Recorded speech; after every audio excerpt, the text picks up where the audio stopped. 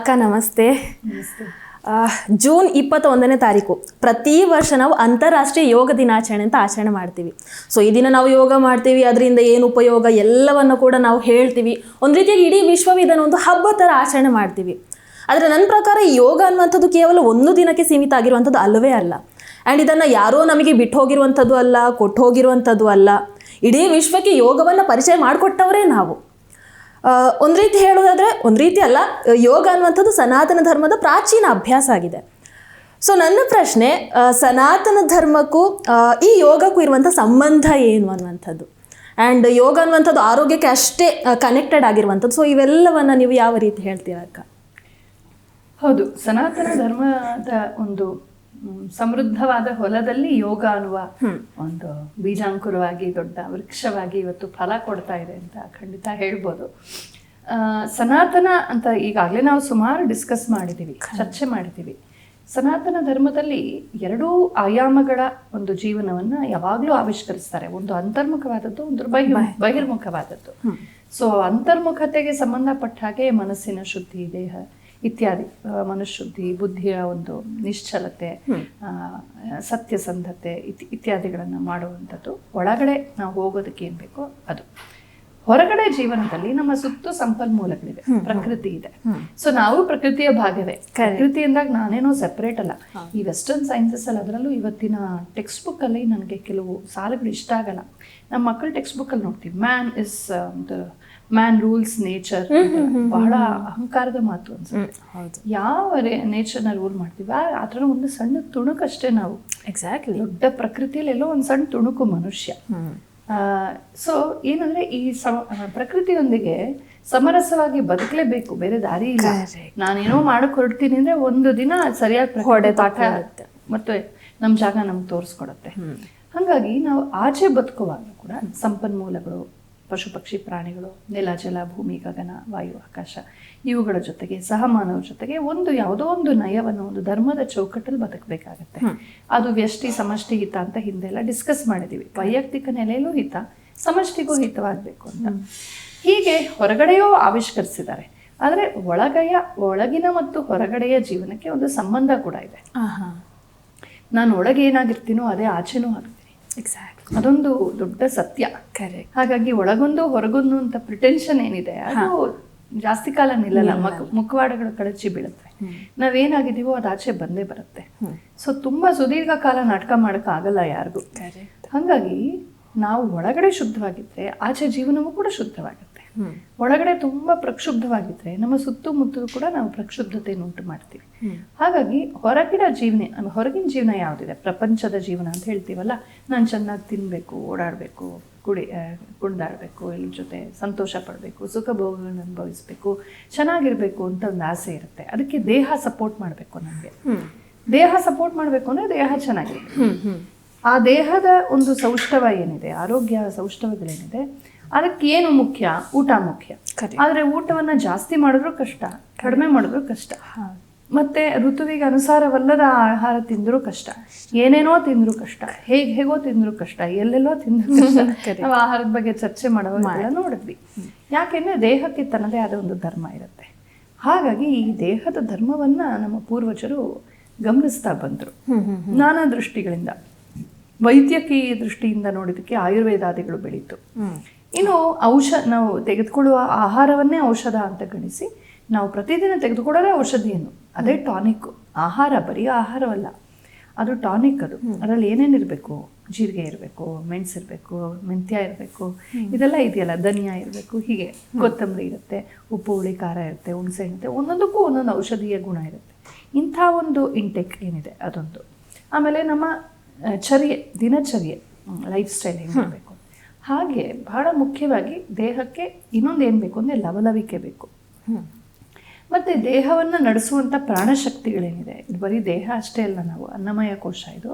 ಇದರೊಳಗೆ ಒಂದು ಎನರ್ಜಿ ಇರುತ್ತೆ, ಅದು ಎಲ್ಲವನ್ನ ನಡೆಸ್ತಾ ಇದೆ. ಈಗ ಸ್ವಿಚ್ ಹಾಕಿದ್ರೆ ಎಲೆಕ್ಟ್ರಿಸಿಟಿಯಿಂದ ಆನ್ ಆಗುತ್ತೆ ಕ್ಯಾಮ್ರಾ, ಆಫ್ ಮಾಡಿದ್ರೆ ಕ್ಯಾಮ್ರಾ ಇದ್ರೂ ಅದು ಕೆಲಸ ಮಾಡಲ್ಲ. ಹಾಗೆ ನಮ್ಮ ದೇಹ ಇದೆ, ದೇಹದ ಒಳಗೆ ಪ್ರಾಣಾಪಾನ ಉದಾನ ವ್ಯಾನ ಸಮಾನ ಅಂತ ಪಂಚಪ್ರಾಣಾತ್ಮಕವಾದ ಪ್ರಾಣಶಕ್ತಿ ಇದೆ. ಅದು ಈ ದೇಹವನ್ನು ನಡೆಸ್ತಾ ಇದೆ.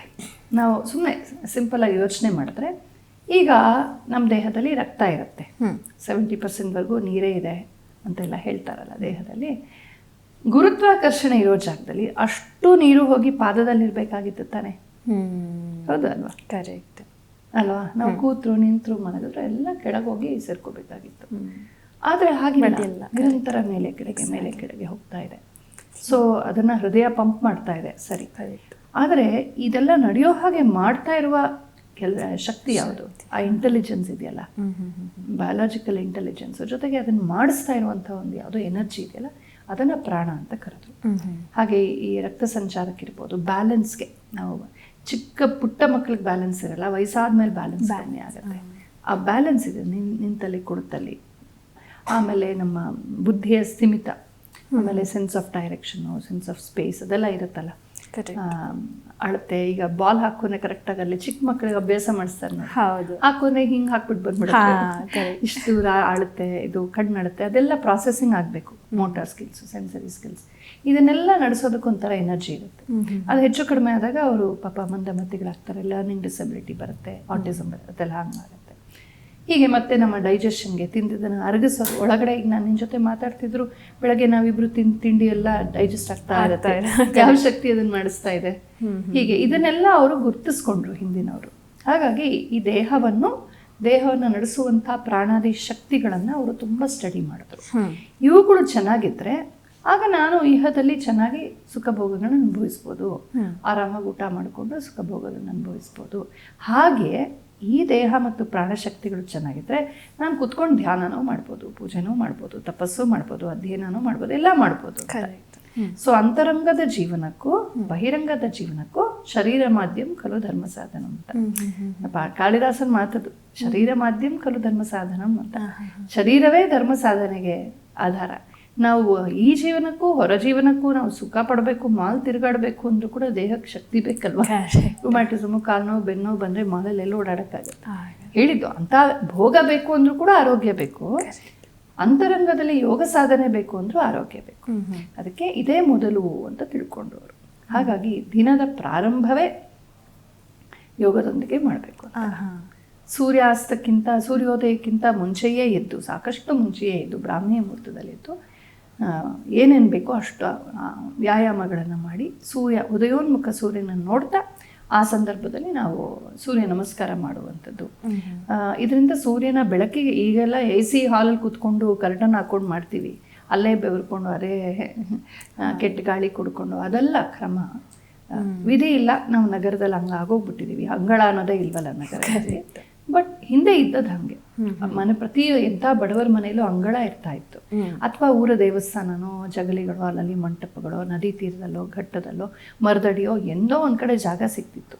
ಅಲ್ಲಿ ಹೋಗಿ ತನ್ನ ದೇಹವನ್ನು, ಮನಸ್ಸನ್ನು ಸೂರ್ಯನ ಬೆಳಕಿಗೆ, ಉದಯೋನ್ಮುಖ ಸೂರ್ಯನಿಗೆ ನಾವು ಎಕ್ಸ್ಪೋಸ್ ಮಾಡ್ಕೋಬೇಕು. ಅವಾಗ ಅದರ ಒಂದು ಎನರ್ಜಿ ಇದೆ ಸೂರ್ಯನ ಕಿರಣಗಳಲ್ಲಿ. ಬೆಳಗ್ಗಿನ ಪ್ರಾತಃ ಸಂಧ್ಯೆಯ ಬಹಳ ಪ್ರಶಾಂತವಾದ ಪರಿಸರದಲ್ಲಿ ತುಂಬ ಆರೋಗ್ಯಜನಕವಾದ ಶಕ್ತಿ ಇದೆ. ಅದನ್ನು ನಾವು ಸಂಪೂರ್ಣ ಮೈಗೂಡಿಸ್ಕೊಂಡು ಯೋಗ ಮತ್ತು ಪ್ರಾಣಾಯಾಮ ಮಾಡಿದಾಗ ದೇಹ ಚೆನ್ನಾಗಿ ಅದನ್ನು ಸ್ವೀಕರಿಸುತ್ತೆ. ಆ ಕಡೆ ಸೌರ ಶಕ್ತಿ, ಈ ಕಡೆ ಪ್ರಕೃತಿಯಲ್ಲಿರುವಂಥ ರಿಚ್ ಆಕ್ಸಿಜನ್, ಆಮ್ಲಜನಕ ಏನಿದೆ ಅದು, ಮತ್ತು ನಮ್ಮ ದೇಹ ಕಂಡೀಷನ್ ಆಗುತ್ತೆ. ಇನ್ನೊಂದು 2 ಹೊತ್ಕೊಂಡು ಮಲ್ಕೊಳ್ಳೋದು ಸೋಮಾರಿತನೆಯಲ್ಲಿ ಆ ಸಂದರ್ಭದಲ್ಲಿ ಆಚೆ ಬಂದಾಗ ದೇಹ ಅದಕ್ಕೆ ಒಗ್ಗಿಕೊಳ್ಳುತ್ತೆ. ಮತ್ತು ನಮ್ಮ ಸಕಲ ಅವಯವಗಳಿಗೂ ಕೂಡ ನಾವು ಇದು ವ್ಯಾಯಾಮವನ್ನು ಕೊಡ್ತೀವಿ. ಇದನ್ನೇ ಯೋಗ ಪ್ರಾಣಾಯಾಮದ ಮೂಲ ಉದ್ದೇಶ ಅಂತ ನಾವು ನೋಡ್ತೀವಿ. ಸೊ ನಾವು ಈ ದೇಹ ಮತ್ತು ಪ್ರಾಣಶಕ್ತಿಗಳನ್ನು ಚೆನ್ನಾಗಿಟ್ಕೊಂಡ್ರೆ ಲೌಕಿಕ ಜೀವನದಲ್ಲೂ ಚೆನ್ನಾಗಿರ್ಬೋದು. ಒಬ್ಬ ಸೈನಿಕನಿಗೂ ಅದು ಯುದ್ಧದಲ್ಲಿ ಉಪಯೋಗ ಆಗುತ್ತೆ. ಒಬ್ಬ ಪುರೋಹಿತನಿಗೆ ಗಂಟೆಗಟ್ಟಲೆ ಕುತ್ಕೊಂಡು ಪಾರಾಯಣ, ಪೌರೋಹಿತ್ಯ ಮಾಡೋಕ್ಕೆ, ಉಪವಾಸ ಕೂತ್ಕೊಂಡು ತಪಶ್ಚರ್ಯಗಳು ಮಾಡೋಕ್ಕೂ ಉಪಯೋಗ ಆಗುತ್ತೆ. ಇನ್ಯಾರೋ ಒಬ್ಬ ವ್ಯಾಪಾರಸ್ಥನಿಗೆ ಗಂಟೆಗಟ್ಟಲೆ ಕೂತ್ಕೊಂಡು ಅಂಗಡಿಯಲ್ಲಿ ವ್ಯಾಪಾರ ಮಾಡೋಕ್ಕೆ ಆಗತ್ತೆ. ಇನ್ನೊಬ್ಬ ಯಾರಿಗೋ ರೈತನಿಗೂ ಅದು ಸಹಾಯ ಆಗುತ್ತೆ. ಇನ್ಯಾರು ತುಂಬ ಪ್ರಯಾಣ ಮಾಡ್ತಾ ಇರ್ತಾನೆ ದೂರಕ್ಕೆ, ಅವನು ಬೆಳಗ್ಗೆ ಇದನ್ನ ಮಾಡಿಬಿಟ್ರೆ ಆವತ್ತಿಗೆ ಎಷ್ಟು ಬೇಕೋ ಅಷ್ಟು ಎನರ್ಜಿಯನ್ನು ಅದು ಸಂಗ್ರಹ ಮಾಡ್ಕೊಬಿಡುತ್ತೆ. ಸೊ ಸೂರ್ಯನಿಗೆ ನಾವು ಎಕ್ಸ್ಪೋಸ್ ಆದಾಗ ವಿಟಮಿನ್ ಡಿ ಇಂಥದ್ದೆಲ್ಲ ನಮಗೆ ದೇಹಕ್ಕೆ ಸೇರ್ಕೊಡುತ್ತೆ. ಇದು ತುಂಬ ಚೆನ್ನಾಗಿ ಅವರು ಅರ್ಥ ಮಾಡ್ಕೊಂಡಿದ್ರು ಪೂರ್ವಜರು. ಇದು ಮುಖ್ಯ ಉದ್ದೇಶ. ಇದನ್ನು ಮನಸ್ಸಲ್ಲಿ ಇಟ್ಕೊಂಡು ಬಹುಶಃ ಪತಂಜಲಿ ಮಹರ್ಷಿಗಳು ಈ ಯೋಗಶಾಸ್ತ್ರಗಳನ್ನ ಬರೆಯೋ ಮುಂಚೆ ಕೂಡ ಪರಂಪರೆಯಲ್ಲಿ ಇತ್ತು ಅನ್ಸತ್ತೆ ಇದು. ಇದೇನು ಇದ್ದಕ್ಕಿದ್ದಾಗ ಒಂದು ವ್ಯಕ್ತಿಯ ಒಂದು ಐಡಿಯಾ ಇಂದ ಹುಟ್ಟಿದ್ದಲ್ಲ. ಏಕೆಂದ್ರೆ ಆ ಥರ ಸುದೀರ್ಘ ಕಾಲ ಸೆಟದು ಕೂತ್ಕೊಂಡು ಗಂಟೆಗಟ್ಟಲೆ ಧ್ಯಾನ ಮಾಡ್ತಿದ್ರು ಅಂದ್ರೆ ಆಸನ ಸಿದ್ಧಿ ಬೇಕಲ್ಲ. ನಮ್ಗೆ ಎರಡನೇ ಕುರ್ಚಿ ಮೇಲೆ ಕೂತ್ಕೊಂಡೆ ಹಿಂಗಾಗೋಗ್ಬಿಟ್ಟು ಸೀರಿಯಸ್ಲಿ. ನಮ್ಮ ಮಕ್ಕಳು ಡೆಸ್ಕ್ ಮೇಲೆ ಹಿಂಗ್ ಕೂತ್ಕೊಂಡು ಹಂಗ್ ಕೂತ್ಕೊಂಡು ಹೆಂಗೋ ಪಾಠ ಕೇಳೋದು ನೋಡಿದ್ರೆ, ಸೋಫಾ ಮೇಲೆ ಹಿಂಗ್ ಮಲ್ಕೊಂಡು ಓದ್ಕೊಳ್ಳೋದು ನೋಡಿದ್ರೆ ಕೂತ್ಕೊಳ್ಳೋಕೆ ಬರಲ್ಲ ಅಂತ ಗೊತ್ತಾಗುತ್ತೆ. ಹಿಂದೆ ಕೂತ್ಕೊಳ್ಳೋಕೆ ಅಭ್ಯಾಸ ಕೊಡೋದು, ಅದಕ್ಕೆ ಆಸನ ಸಿದ್ಧಿ ಅಂತ. ಈ ಆಸನ ಸಿದ್ಧಿಗಾಗಿ ಆಸನಾಗತಿಗಳನ್ನ ಮಾಡುವಂಥದ್ದು. ಈಗ ನಾನು ಯಾವುದೋ ಒಂದು ಆಸನದಲ್ಲಿ ಸುಖಾಸನವೋ ಪದ್ಮಾಸನವೋ ವಜ್ರಾಸನವೋ ಸುದೀರ್ಘ ಕಾಲ ಆರಾಮವಾಗಿ ಸುಖಂ ಸ್ಥಿರಂ ಆಸನಂ ಅಂತ ಕೂತ್ಕೊಳ್ಬೇಕಾದ್ರೂ ಕೂಡ ಅದಷ್ಟು ಸುಲಭ ಅಲ್ಲ. ಇಲ್ಲಿ ಸಟತ್ಕೊಂಡಿರುತ್ತೆ, ಮಸಲ್ಸು ಗಟ್ಟಿ ಇರುತ್ತೆ, ಟೈಟ್ನೆಸ್ ಇರುತ್ತೆ, ಫ್ಲೆಕ್ಸಿಬಿಲಿಟಿ ಇರಲ್ಲ. ಅದಕ್ಕೆ ನಾವು ಯೋಗಾಸನ ಮಾಡಬೇಕು. ಈ ಯೋಗಾಸನದಲ್ಲಿ ಏನು ಐಡಿಯಾ ಅಂತಂದ್ರೆ ನಮ್ಮ ಇಡೀ ದೇಹದ ಎಲ್ಲ ಅವಯವಗಳಿಗೂ ಇಲ್ಲಿ ವ್ಯಾಯಾಮ ಆಗತ್ತೆ. ನಮ್ಮ ದೇಹದಲ್ಲಿ ನಾವು ಬಳಸೋ ಅಂಥದ್ದು ತುಂಬ ಕಮ್ಮಿ. ನಾವು ನಡೆದಾಡೋದಕ್ಕೆ, ಹತ್ತಕ್ಕೆ, ಇಳಿಯೋಕ್ಕೆ, ಕೆಲಸ ಮಾಡೋಕ್ಕೆ ಕೈಗಳು ಎಷ್ಟು ಬೇಕೋ ಅಷ್ಟೇ ಬಗ್ಗೋದು, ಅಷ್ಟೇ ತಗ್ಗೋದು, ಅಷ್ಟೇ ಕೆಲಸ ಮಾಡೋದು. ಮಿಕ್ಕ ಒಂದು 80% ಅಷ್ಟು ಇಂಥ ಜಾಸ್ತಿ ಮಾಂಸಖಂಡಗಳನ್ನು ಬಳಸೋದೇ ಇಲ್ಲ ನಾವು. ಬಟ್ ಅದೆಲ್ಲ ಇದೆ ಸಿಂಪಥೆಟಿಕ್ ಸಿಸ್ಟಮ್ ಅಂತ. ನಾವು ಎಷ್ಟು ಬೇಕೋ ಅದಕ್ಕಿಂತ ಜಾಸ್ತಿ ಸಪೋರ್ಟ್ ಸಿಸ್ಟಮ್ ನಮ್ಮ ದೇಹ ನಮಗೆ ಕೊಡುತ್ತೆ. ಆದರೆ ನಾವು ಅದನ್ನು ಬಳಸ್ತಾ ಇಲ್ಲ. ಅದಕ್ಕೆ ಯೋಗ ಮಾಡಿದಾಗ ಏನಾಗುತ್ತೆ, ವಿಶೇಷವಾಗಿ ಸೂರ್ಯ ನಮಸ್ಕಾರ, ನಮ್ಮ ಈ ಬೆನ್ನುಹುರಿ ಇಲ್ಲಿ ಮೆಡುಲಾ ಆಬ್ಲಾಂಗೇಟ ಇದೆಯಲ್ಲ, ಅಲ್ಲಿಂದ ಸುಮಾರು 72,000 ಅಂತ ಹೇಳ್ತಾರೆ, ಅಷ್ಟು ನರಗಳು ಅಲ್ಲಿಂದ ಹೊರಟು ದೇಹದ ಮೂಲೆ ಮೂಲೆಗೆ ತಲುಪುತ್ತವೆ. ಸೊ ಅದಷ್ಟೇ ವೇನ್ಸು, ರಕ್ತನಾಳಗಳಿವೆ. ಇದೆಲ್ಲ ಕೂಡ ಆ್ಯಕ್ಚುಲಿ ಕೆಲಸ ಮಾಡ್ತಾ ಇಲ್ಲ. ನಾವು ಬಳಸಿರೋದು ತುಂಬ ಕಮ್ಮಿ. ಸೊ ಅದೆಲ್ಲ ಮಲ್ಕೊಂಡು ನಿದ್ರೆ ಮಾಡಿಬಿಟ್ಟಿವೆ, ಎಲ್ಲ ಸುಪ್ತಾವಸ್ಥೆಯಲ್ಲಿವೆ. ಹಾಗಾಗಿ ಅಲ್ಲಿ ಜಾಸ್ತಿ ಆಮ್ಲಜನಕ ಹೋಗೋದಿಲ್ಲ, ಅಲ್ಲಿ ರಕ್ತ ಸಂಚಾರ ಜಾಸ್ತಿ ಆಗೋದಿಲ್ಲ, ಆಮ್ಲಜನಕ ಜಾಸ್ತಿ ಹೋಗೋದಿಲ್ಲ. ಚಿಕ್ಕ ವಯಸ್ಸಲ್ಲಿ ಗೊತ್ತಾಗಲ್ಲ, ಎಳೆ ವಯಸ್ಸಲ್ಲಿ ಇನ್ನು ಫ್ರೆಶ್ ಬಾಡಿ, ಜೊತೆಗೆ ಮಕ್ಕಳು ಆಟ ಆಡ್ಕೊಂಡು ಅಲ್ಲಿಂದ ಕುಣಿದಾಡ್ಕೊಂಡಿರುತ್ತವೆ, ಆವಾಗ ಚೆನ್ನಾಗಿ ರಕ್ತ ಸಂಚಾರ ಆಗುತ್ತೆ. ಹೋಗ್ತಾ ಹೋಗ್ತಾ ಹೋಗ್ತಾ ಬೆಂಗಳೂರು ಜೀವನ ಅಂತಂದಿದೆಯಲ್ಲ, ಬೆಂಗಳೂರು ಲೈಫ್ ಸ್ಟೈಲ್, ಬರೀ ಬೆರಳಿಗೆ ಮಾತ್ರ ಕೆಲಸ, ಬಾಯಿ ಮಾತ್ರ ಕೆಲಸ. ಸೊ ದೇಹಕ್ಕೆ ಅಷ್ಟೊಂದು ಕೆಲಸ ಕೊಡಲ್ಲ. ನಾವು ಕೂತು ಕೂತು ಕೂತು ಕೂತು ಒಂದೊಂದೇ ನಿದ್ರೆ ಮಾಡ್ತಾ ಹೊರಟೋಗುತ್ತೆ. ಸೊ ದೇಹದ ಎಷ್ಟೋ ಮಾಂಸಖಂಡಗಳು, ಎಷ್ಟೋ ನಾಳಗಳು ಕೆಲಸನೇ ಮಾಡೋದಿಲ್ಲ. ಕೆಲಸ ಮಾಡ್ತೆ ಅಲ್ಲೆಲ್ಲ ರಕ್ತ ಕೆಡೋದು ಮತ್ತು ಒಂಥರ ಜಡತ್ವ ಬರೋದು ಶುರು ಆಗುತ್ತೆ. ಅದು ಹಾಗೆ ಮುಂದುವರೆದ್ರೆ ಮುಂದೆ ಅದು ರುಮ್ಯಾಟಿಸಮ್ ಆಗುತ್ತೆ, ಮತ್ತೊಂದು ಆಗುತ್ತೆ, ಸಯಾಟಿಕ್ ಆಗುತ್ತೆ, ಎರ್ಗೋನಾಮಿಕ್ ಪ್ರಾಬ್ಲಮ್ಸ್ ಅಂತಾರೆ, ಅಂದರೆ ಪೋಸ್ಚರಲ್ ಪ್ರಾಬ್ಲಮ್ಸು. ಹಿಂಗೆ ಕೂತ್ಕೊಂಡು ಇವಾಗ ಎಷ್ಟು ತುಂಬ ಜನ ಕಂಪ್ಯೂಟರ್ ಇಂಜಿನಿಯರಿಂಗ್ ಪ್ರಾಬ್ಲಮ್ ನೋಡ್ತೀವಿ, ಹಿಂಗಾಗಿ ಯಾವಾಗಲೂ ಹಿಂಗೆ ಇರ್ತಾರೆ, ಟೀ ಕುಡಿಯೋವಾಗಲೂ ಹಿಂಗೆ ಕುಡಿತಿರ್ತಾರೆ, ಮೋಟ್ರ್ ಬೈಕು ಹಿಂಗೆ ಓಡಿಸ್ತಿರ್ತಾರೆ, ಅದಕ್ಕೂ ಸೋಫಾ ಮೇಲೂ ಹಿಂಗೆ ಕೂತಿರ್ತಾರೆ. ಎರ್ಗೋನಾಮಿಕ್ ಪ್ರಾಬ್ಲಮ್ ಅಂತ ಅವ್ರಿಗೆ ಹಾಗೆ ಆಗ್ಬಿಡುತ್ತೆ, ಮೂಳೆನೇ ಹಂಗೆ ಆಗ್ಬಿಡುತ್ತೆ. ಮತ್ತು ಸೊಟ್ಟ ಕೂತ್ಕೊಂಡು ಮಾಡೋರು, ಹಾಸಿಗೆ ಮೇಲೆ ಕಂಪ್ಯೂಟರ್ ಇಟ್ಕೊಂಡು ಕೆಲಸ ಮಾಡೋರು, ಇದೆಲ್ಲ ನಡೆಯೋದು. ಇದೆಲ್ಲ ಯಾಕೆ ಅಂದರೆ ದೇಹಕ್ಕೆ ವ್ಯಾಯಾಮವೇ ಇಲ್ಲ. ಇದೆಲ್ಲಕ್ಕೂ ಇರುವಾಗಲೇ ಒಂದು ಒಳ್ಳೆಯ ಉತ್ತರ ಅಂದರೆ ಯೋಗಾಸನ. ಯೋಗ ಏನೋ ಮಿರಾಕಲ್ ಮಾಡಿಬಿಡುತ್ತೆ, ಎಲ್ಲ ವಾಸಿ ಮಾಡಿಬಿಡುತ್ತೆ ಅಂತಲ್ಲ, but it's a good prevention. Precaution ಅಂತ ಹೇಳ್ತಲ್ಲ, prevention is better than cure. ಮತ್ತು ಒಂದು ಮಟ್ಟಕ್ಕೆ ಥೆರಪಿ ಕೂಡ ಹೌದು, ಖಂಡಿತ ಸರಿ ಮಾಡೋದಕ್ಕೆ ಸಾಧ್ಯ ಇದೆ. ನಾನು ಯೋಗ ದಿನಕ್ಕೆ ಇವತ್ತು ಬೆಳಗ್ಗೆ ತಾನೇ ಒಂದು ಕಡೆ ಹೋಗಿದ್ದೆ ನಾನು ಮಾತಾಡೋಕ್ಕೆ. ಅಲ್ಲಿ ಒಬ್ಬರು ಬಂದು ಎಲ್ಲ ಫೋಟೋ ಸೆಷನ್ ಆಯಿತು, ಎಲ್ಲ ಪ್ರೋಗ್ರಾಮ್ ಆದಮೇಲೆ ಅವ್ರು ಹಿಂಗೆ ಹನುಮಂತನ ಥರ ನೀಲ್ ಡೌನ್ ಮಾಡ್ಕೊಂಡು ಕೂತಿದ್ರು. ಏನೋ ಹನುಮಾಸನ ಹಾಕಿದ್ದೀರಾ ಅಂತ ತಮಾಷೆ ಮಾಡಿದೆ ನಾನು. ಅದಕ್ಕೆ ಅವ್ರು ಹೇಳಿದ್ರು, ಅಮ್ಮ ಇಲ್ಲಿ ನನಗೆ ಕೂತ್ಕೊಳ್ಳೋಕ್ಕೆ ಕೆಳಗಡೆ ಕೂತ್ಕೊಳ್ಳೋದನ್ನು ಮರ್ತೇ ಬಿಟ್ಟಿದೆ ಎಷ್ಟೋ ವರ್ಷ. ನಾನು ಕೈ ಊರಿ ಹೇಳೋದು ಕೂಡ ಅಷ್ಟು ನರತೆ ಯಾತನೆ ಆಗಿತ್ತು. ಇಲ್ಲಿ ಬಂದ್ಬಿಟ್ಟು ನಾನು ಒಂದೇ ವರ್ಷದಲ್ಲಿ ನೋಡಿ ಈಗ ಹನುಮಾಸನ ನಾನು ಕೂತ್ಕೊಳ್ತೀನಿ, ನಿಂತ್ಕೊಳ್ತೀನಿ, ಅಂದರೆ ಅಷ್ಟರ ಮಟ್ಟಿಗೆ ಥೆರಪಿ ಆಗಿದೆ. ಸೊ ಈ ಯೋಗಾಸನ ಮಾಡೋದ್ರಿಂದ ಏನು ಸಿಕ್ಕತ್ತೆ, ತುಂಬ ಏನೇನೋ ಮಾಡಬೇಕು ಅಂತಿಲ್ಲ, ತುಂಬ ಅದನ್ನೇ ಪ್ರೊಫೆಷನ್ ಆಗಿ ತೆಗೆದುಕೊಂಡವರು, ಅದರಲ್ಲೇ ಮುಳುಗೋದಂಥವ್ರು ನವನವೀನವಾದ ಆಸನಗಳನ್ನು ಹಳೆದನ್ನೆಲ್ಲ ಆವಿಷ್ಕರಿಸಲಿ ಬೇಡ ಅಂತಲ್ಲ. ಬಟ್ ಸಾಮಾನ್ಯ ಮನುಷ್ಯರು ಆರೋಗ್ಯವಾಗಿ ಎಷ್ಟು ಬೇಕೋ ಅಷ್ಟು, ಆರೋಗ್ಯಕ್ಕೆ ಎಷ್ಟು ಬೇಕೋ ಅಷ್ಟು, ಮುಖ್ಯವಾಗಿ ಕುಳಿತಿರುವಂಥ ಕೆಲವು ಪೋಸ್ಚರ್ಸ್, ಕುಳಿತು ಮಾಡುವಂಥದ್ದು, ಕಾಲನ್ನು, ಕೈಯನ್ನು, ಬೆನ್ನನ್ನು ಬೇರೆ ಬೇರೆ ಆ್ಯಂಗಲ್ಸಲ್ಲಿ ತಿರುಚಿದಾಗ ಅಲ್ಲಿರುವಂಥ ಮಾಂಸಖಂಡಗಳೆಲ್ಲ ಎಚ್ಚೆತ್ಕೊಳತ್ವೆ. ಮೊದಲು ತುಂಬ ನೋವು ಬರುತ್ತೆ. ಯಾರು ಮೊದಲು ಯೋಗ ಕ್ಲಾಸಿಗೆ ಹೋಗ್ತಾರೋ ಮೊದಲನೇ ದಿನ ಚೆನ್ನಾಗಿರುತ್ತೆ, ಎಲ್ಲರಿಗೂ ಹೇಳ್ಬಿಟ್ಟು ಅನೌನ್ಸ್ ಮಾಡಿಬಿಟ್ಟು ಏನು ಟಿವಿಯಿಂದ ಸೆಲ್ಫಿ ಎಲ್ಲ ತಗೊಂಡು ಎಲ್ಲ ಹೋಗ್ತಾರೆ, ಮಾಡಿದ್ದು ಬಗ್ಗಿದ್ದು ತಗ್ಗಿದ್ದು, ಆಮೇಲೆ ಆವತ್ತಿನ ದಿನವೇ ಶುರು ಆಗೋಗ್ಬಿಡುತ್ತೆ. ಏಕೆಂದರೆ ಬೇರೆ ಬೇರೆ ಕಡೆ ನಾವು ಬಳಸಿರಲ್ವಲ್ಲ, ಇಲ್ಲಿ ಮಂಡಿ ಹತ್ರ, ಕಾಫ್ ಮಸಲ್ಸ್ ಹತ್ರ, ಕೈ ಹತ್ರ, ಬೆನ್ನ ಹತ್ರ ಎಲ್ಲ ಒಂಥರ ನೋವು, ಜಡತ್ವ, 2ನೇ ದಿನಕ್ಕೆ ಇನ್ನೂ ಜಾಸ್ತಿ, 3ನೇ ದಿನಕ್ಕೆ ಇನ್ನೂ ಜಾಸ್ತಿ, ಒಂದು 4-5 ದಿನ ಇಲ್ಲದೆ ಇರೋ ನೋವೆಲ್ಲ ಕಾಣಿಸ್ಕೊಳ್ಳೋಕೆ ಶುರು ಆಗುತ್ತೆ. ಹೌದು, ತುಂಬಾ ಜನ ಅಲ್ಲಿಗೆ ಬಿಟ್ಬಿಡ್ತಾರೆ. ಸೊ ಆ ವಿಘ್ನ ಭಯಾತ್ ತ್ಯಜಂತಿ ಅಂತ ಅಷ್ಟೇ. ಅಯ್ಯೋ ಇಷ್ಟೊಂದು ನೋವಾ ನನ್ನ ಕೈ ಬೇಡ ಅಂತ. ಬಟ್ ಆ ಫೇಸ್ನ ದಾಟಬೇಕು ನಾವು. ಕರೆಕ್ಟ್. ಬಂದರೆ ಬರಲಿ. ಏಕೆಂದರೆ ಎಲ್ಲ ಈಗ ಬೆಳಗ್ಗೆ 3 ಗಂಟೆಗೆ ಎದ್ದೇಳಬೇಕು ಅಂದರೆ ಎಷ್ಟು ಕಷ್ಟ ನಮಗೆ ಅಲ್ವಾ? ಅಯ್ಯೋ ಅಂತ. ಅದೇ ಥರ ನಮ್ಮ ದೇಹದ ಅವಯವಗಳಿಗೆ ತುಂಬ ದೀರ್ಘಕಾಲ ನಿದ್ರೆ ಕೊಟ್ಬಿಟ್ಟಿದ್ದೀವಿ. ಈಗ ಅದು ಸಡನ್ನಾಗಿ ಎದ್ದೇಳೋದಿಲ್ಲ, ಅದು ಸ್ವಲ್ಪ ಗಲಾಟೆ ಮಾಡುತ್ತೆ, ಎದ್ದೇಳಲ್ಲ. ಅದಕ್ಕೆ ನೋವು ಬರೋದು. ನೋವು ಬಂದರೆ ಅದು ಒಳ್ಳೆ ಲಕ್ಷಣ. ಅಂದರೆ ಅಲ್ಲಿ ರಕ್ತ ಸಂಚಾರ ಶುರು ಆಗಿದೆ ಅಂತ ಅರ್ಥ. ಇಷ್ಟು ದಿನ ಹೋಗ್ತಿರ್ಲಿಲ್ಲ ಅಂತ ಅಲ್ಲಿ ಸ್ವಲ್ಪ ರಕ್ತ ಸಂಚಾರ ಚೆನ್ನಾಗಿ ಆಗ್ತಿದೆ ಅಂತ. ಹೀಗೆ ಮಾಡ್ತಾ ಮಾಡ್ತಾ ಏನಾಗುತ್ತೆ, ಸುಪೈನ್ ಪೋಸ್ಟರ್ಸ್ ಇದೆ, ಮಲ್ಕೊಂಡು ಮಾಡೋದು, ಕೆಳಮುಖವಾಗಿ ಮಾಡೋದು, ಹೀಗೆ ಅಂಗತ ಮಲ್ಕೊಂಡು ಮಾಡೋವಂಥದ್ದು, ಆಮೇಲೆ ಕೂತು ಮಾಡುವಂಥದ್ದು, ನಿಂತು ಮಾಡುವಂಥದ್ದು. ಇದೆಲ್ಲ ಅಲ್ಲದೆ ಕಷ್ಟಕರವಾದ ಆಸನಗಳು ಇವೆ, ಕೈ ಕಾಲು ತಿರ್ಚ್ಕೊಂಡು ಮಾಡುವಂಥದ್ದು, ಅದು ಕೂಡ ಇವೆ, ಇಲ್ಲ ಅಂತಲ್ಲ. ಅದೆಲ್ಲ ಸ್ವಲ್ಪ ಆಮೇಲೆ ಬರುವಂಥದ್ದು. ದೇಹ ಚೆನ್ನಾಗಿ ಪಳಗಿ ಆದ ಮೇಲೆ ಮುಖ್ಯವಾಗಿ ಸೂರ್ಯ ನಮಸ್ಕಾರ.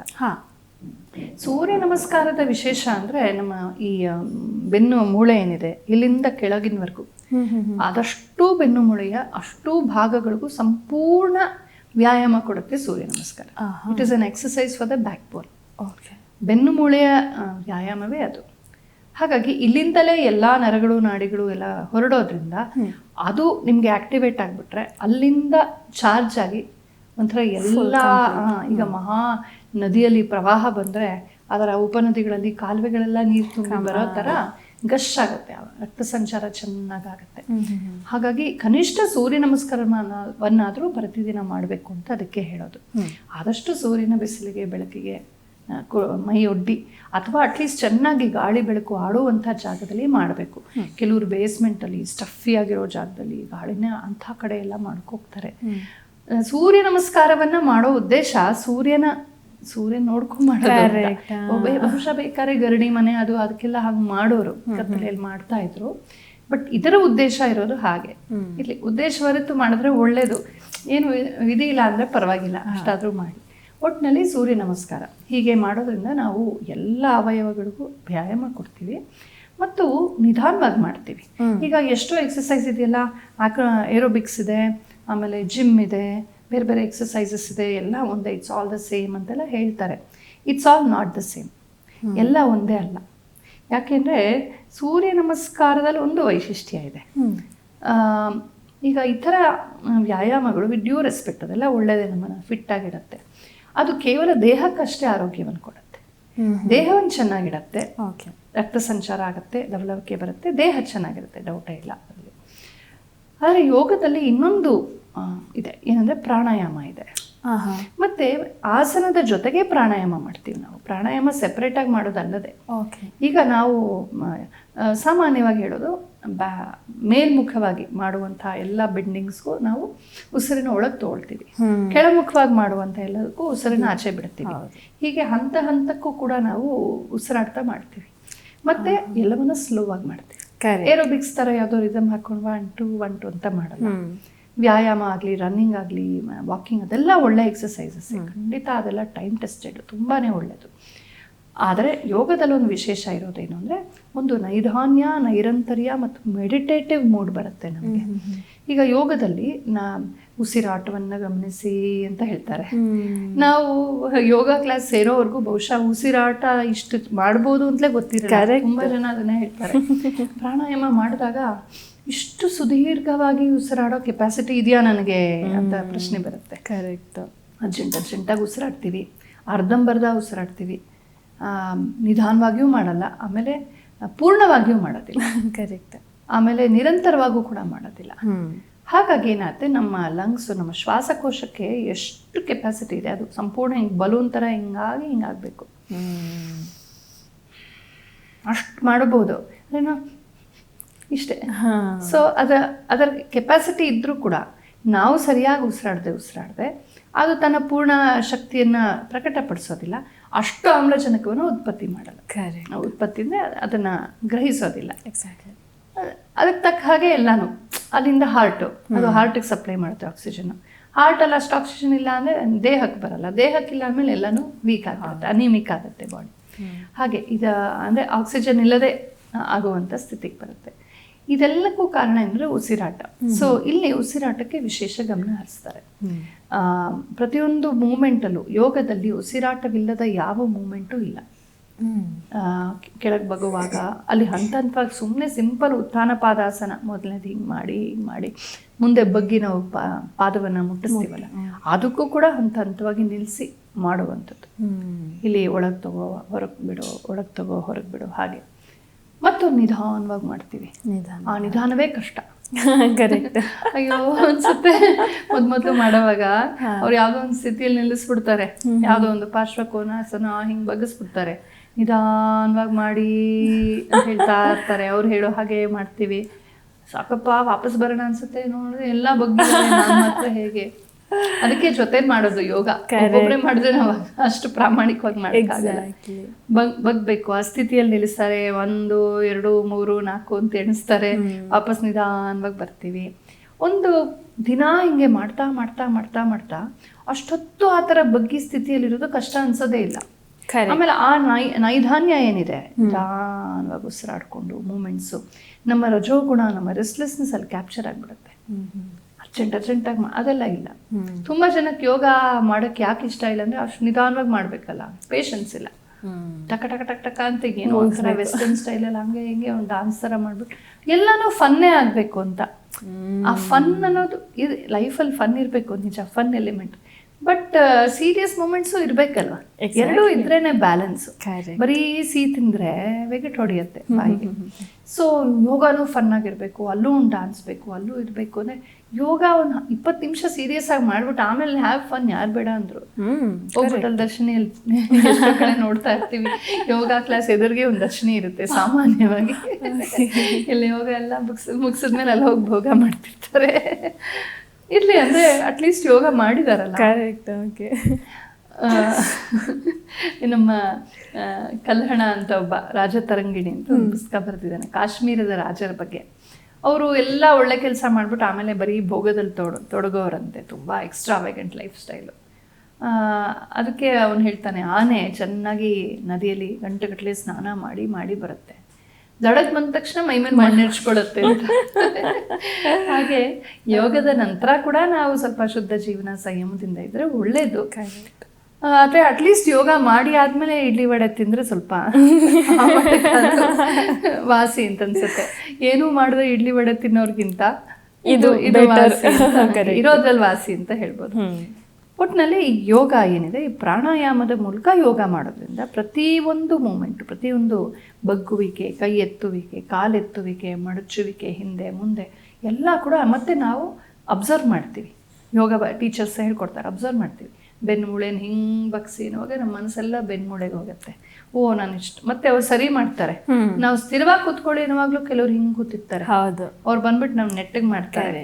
ಆಮೇಲೆ ನೆಟ್ಟಿಗಿರಿ ಅಂತಂದ್ರು ಹಿಂಗೆ ಎತ್ತೀವಿ ನಾವು, ಕುತ್ತಿಗೆ ಎಷ್ಟು ಹಿಂದಕ್ಕೆ ಹೋಗ್ಬೇಕು ಹಿಂಗೆ ಎತ್ತೀವಿ ನಾವು. ಇದೆಲ್ಲ ನಮ್ಗೆ ಗಮನಕ್ಕೆ ಬರಲ್ಲ. ಕರೆಕ್ಟ್. ಇದೆಲ್ಲ ನಮಗೆ ವಯಸ್ಸಾದ್ಮೇಲೆ ಒಂದು 40 ವಯಸ್ಸೇನಿ ಈ ನಡುವೆ 30-40ಕ್ಕೆಲ್ಲ ಎರ್ಗೊನಾಮಿಕ್ ಪ್ರಾಬ್ಲಮ್ಸ್ ಬಂದಾಗ ನಮ್ಮ ಸ್ಪೈನ್ ಎಷ್ಟು ಬಗ್ಗಿದೆ ಅಂತ ಗೊತ್ತಾಗುತ್ತೆ.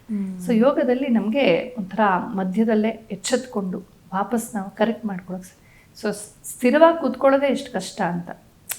ಒಂಥರ ಬಾಗೋದು, ಬಗ್ಗೋದು, ಗೂನೋದು ಇದೆಲ್ಲ ಇರುತ್ತಲ್ಲ, ಅದನ್ನೆಲ್ಲ ನಾವು ಸ್ಟಡಿ ಮಾಡ್ಕೊಳ್ಳೋಕ್ಕೆ ಯೋಗ ತುಂಬ ಸಹಾಯ ಮಾಡುತ್ತೆ. ಮತ್ತು ನಿಧಾನವಾಗಿ ಮಾಡೋದ್ರಿಂದ ಯೋಗ ಯಾರಿಗೂ ಕೆಟ್ಟದ್ದು ಮಾಡೋದಿಲ್ಲ. ಬೇರೆ ವ್ಯಾಯಾಮಗಳಲ್ಲಿ ಇದ್ದಕ್ಕಿದ್ದಾಗ ಪಕ್ಕೆ ಹಿಡ್ಕೊಳ್ಳೋದು, ಇನ್ನೇನೋ ಆಗೋದು ಸಾಧ್ಯತೆಗಳು ಜಾಸ್ತಿ. ಫಾಸ್ಟ್ನೆಸ್ ಇರುತ್ತಲ್ಲ, ತುಂಬ ಬೊಜ್ಜಿರೋರು, ತುಂಬ ಎಕ್ಸಸೈಸೇ ಮಾಡ್ದಿರೋರು ಇದ್ದಕ್ಕಿದ್ದಾಗ ಒಂದಿನ ಏರೋಬಿಕ್ಸ್ ಕೊಟ್ಟೋಗ್ಬಿಡ್ತಾರೆ. 1 2 1 2 ಎಲ್ಲರೂ ಮಾಡ್ತಿದ್ದೀನಿ, ಅವರು ಏನೋ ಮಾಡಕ್ಕೆ ಹೋಗಿ ಹೆಚ್ಚು ಕಡಿಮೆ ಆಗೋ ಚಾನ್ಸ್ ಆ ಫಾಸ್ಟ್ನೆಸ್ ಅಲ್ಲಿ.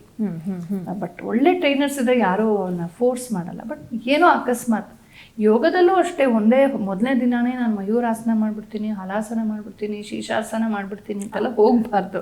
ಅದಕ್ಕೆ ಹಂತಗಳಿರುತ್ತೆ.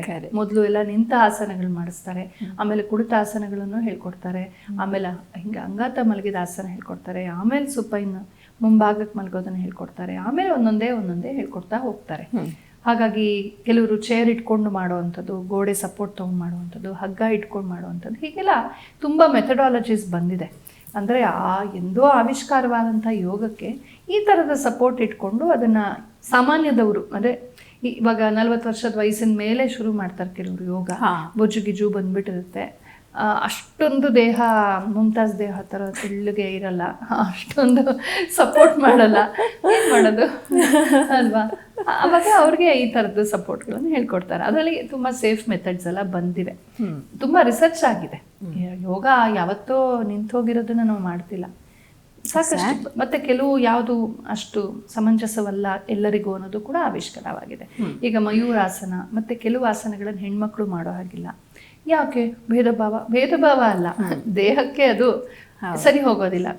ಹೀಗೆ ಕೈಯನ್ನು ಹಿಡ್ಕೊಂಡು ಕೈಯ ಮೇಲೆ ಇಡೀ ದೇಹವನ್ನು ಹಿಂಗೆ ಹಾರಿಸಾಂಟಲ್ ಆಗಿ ಬ್ಯಾಲೆನ್ಸ್ ಮಾಡ್ತಾರೆ.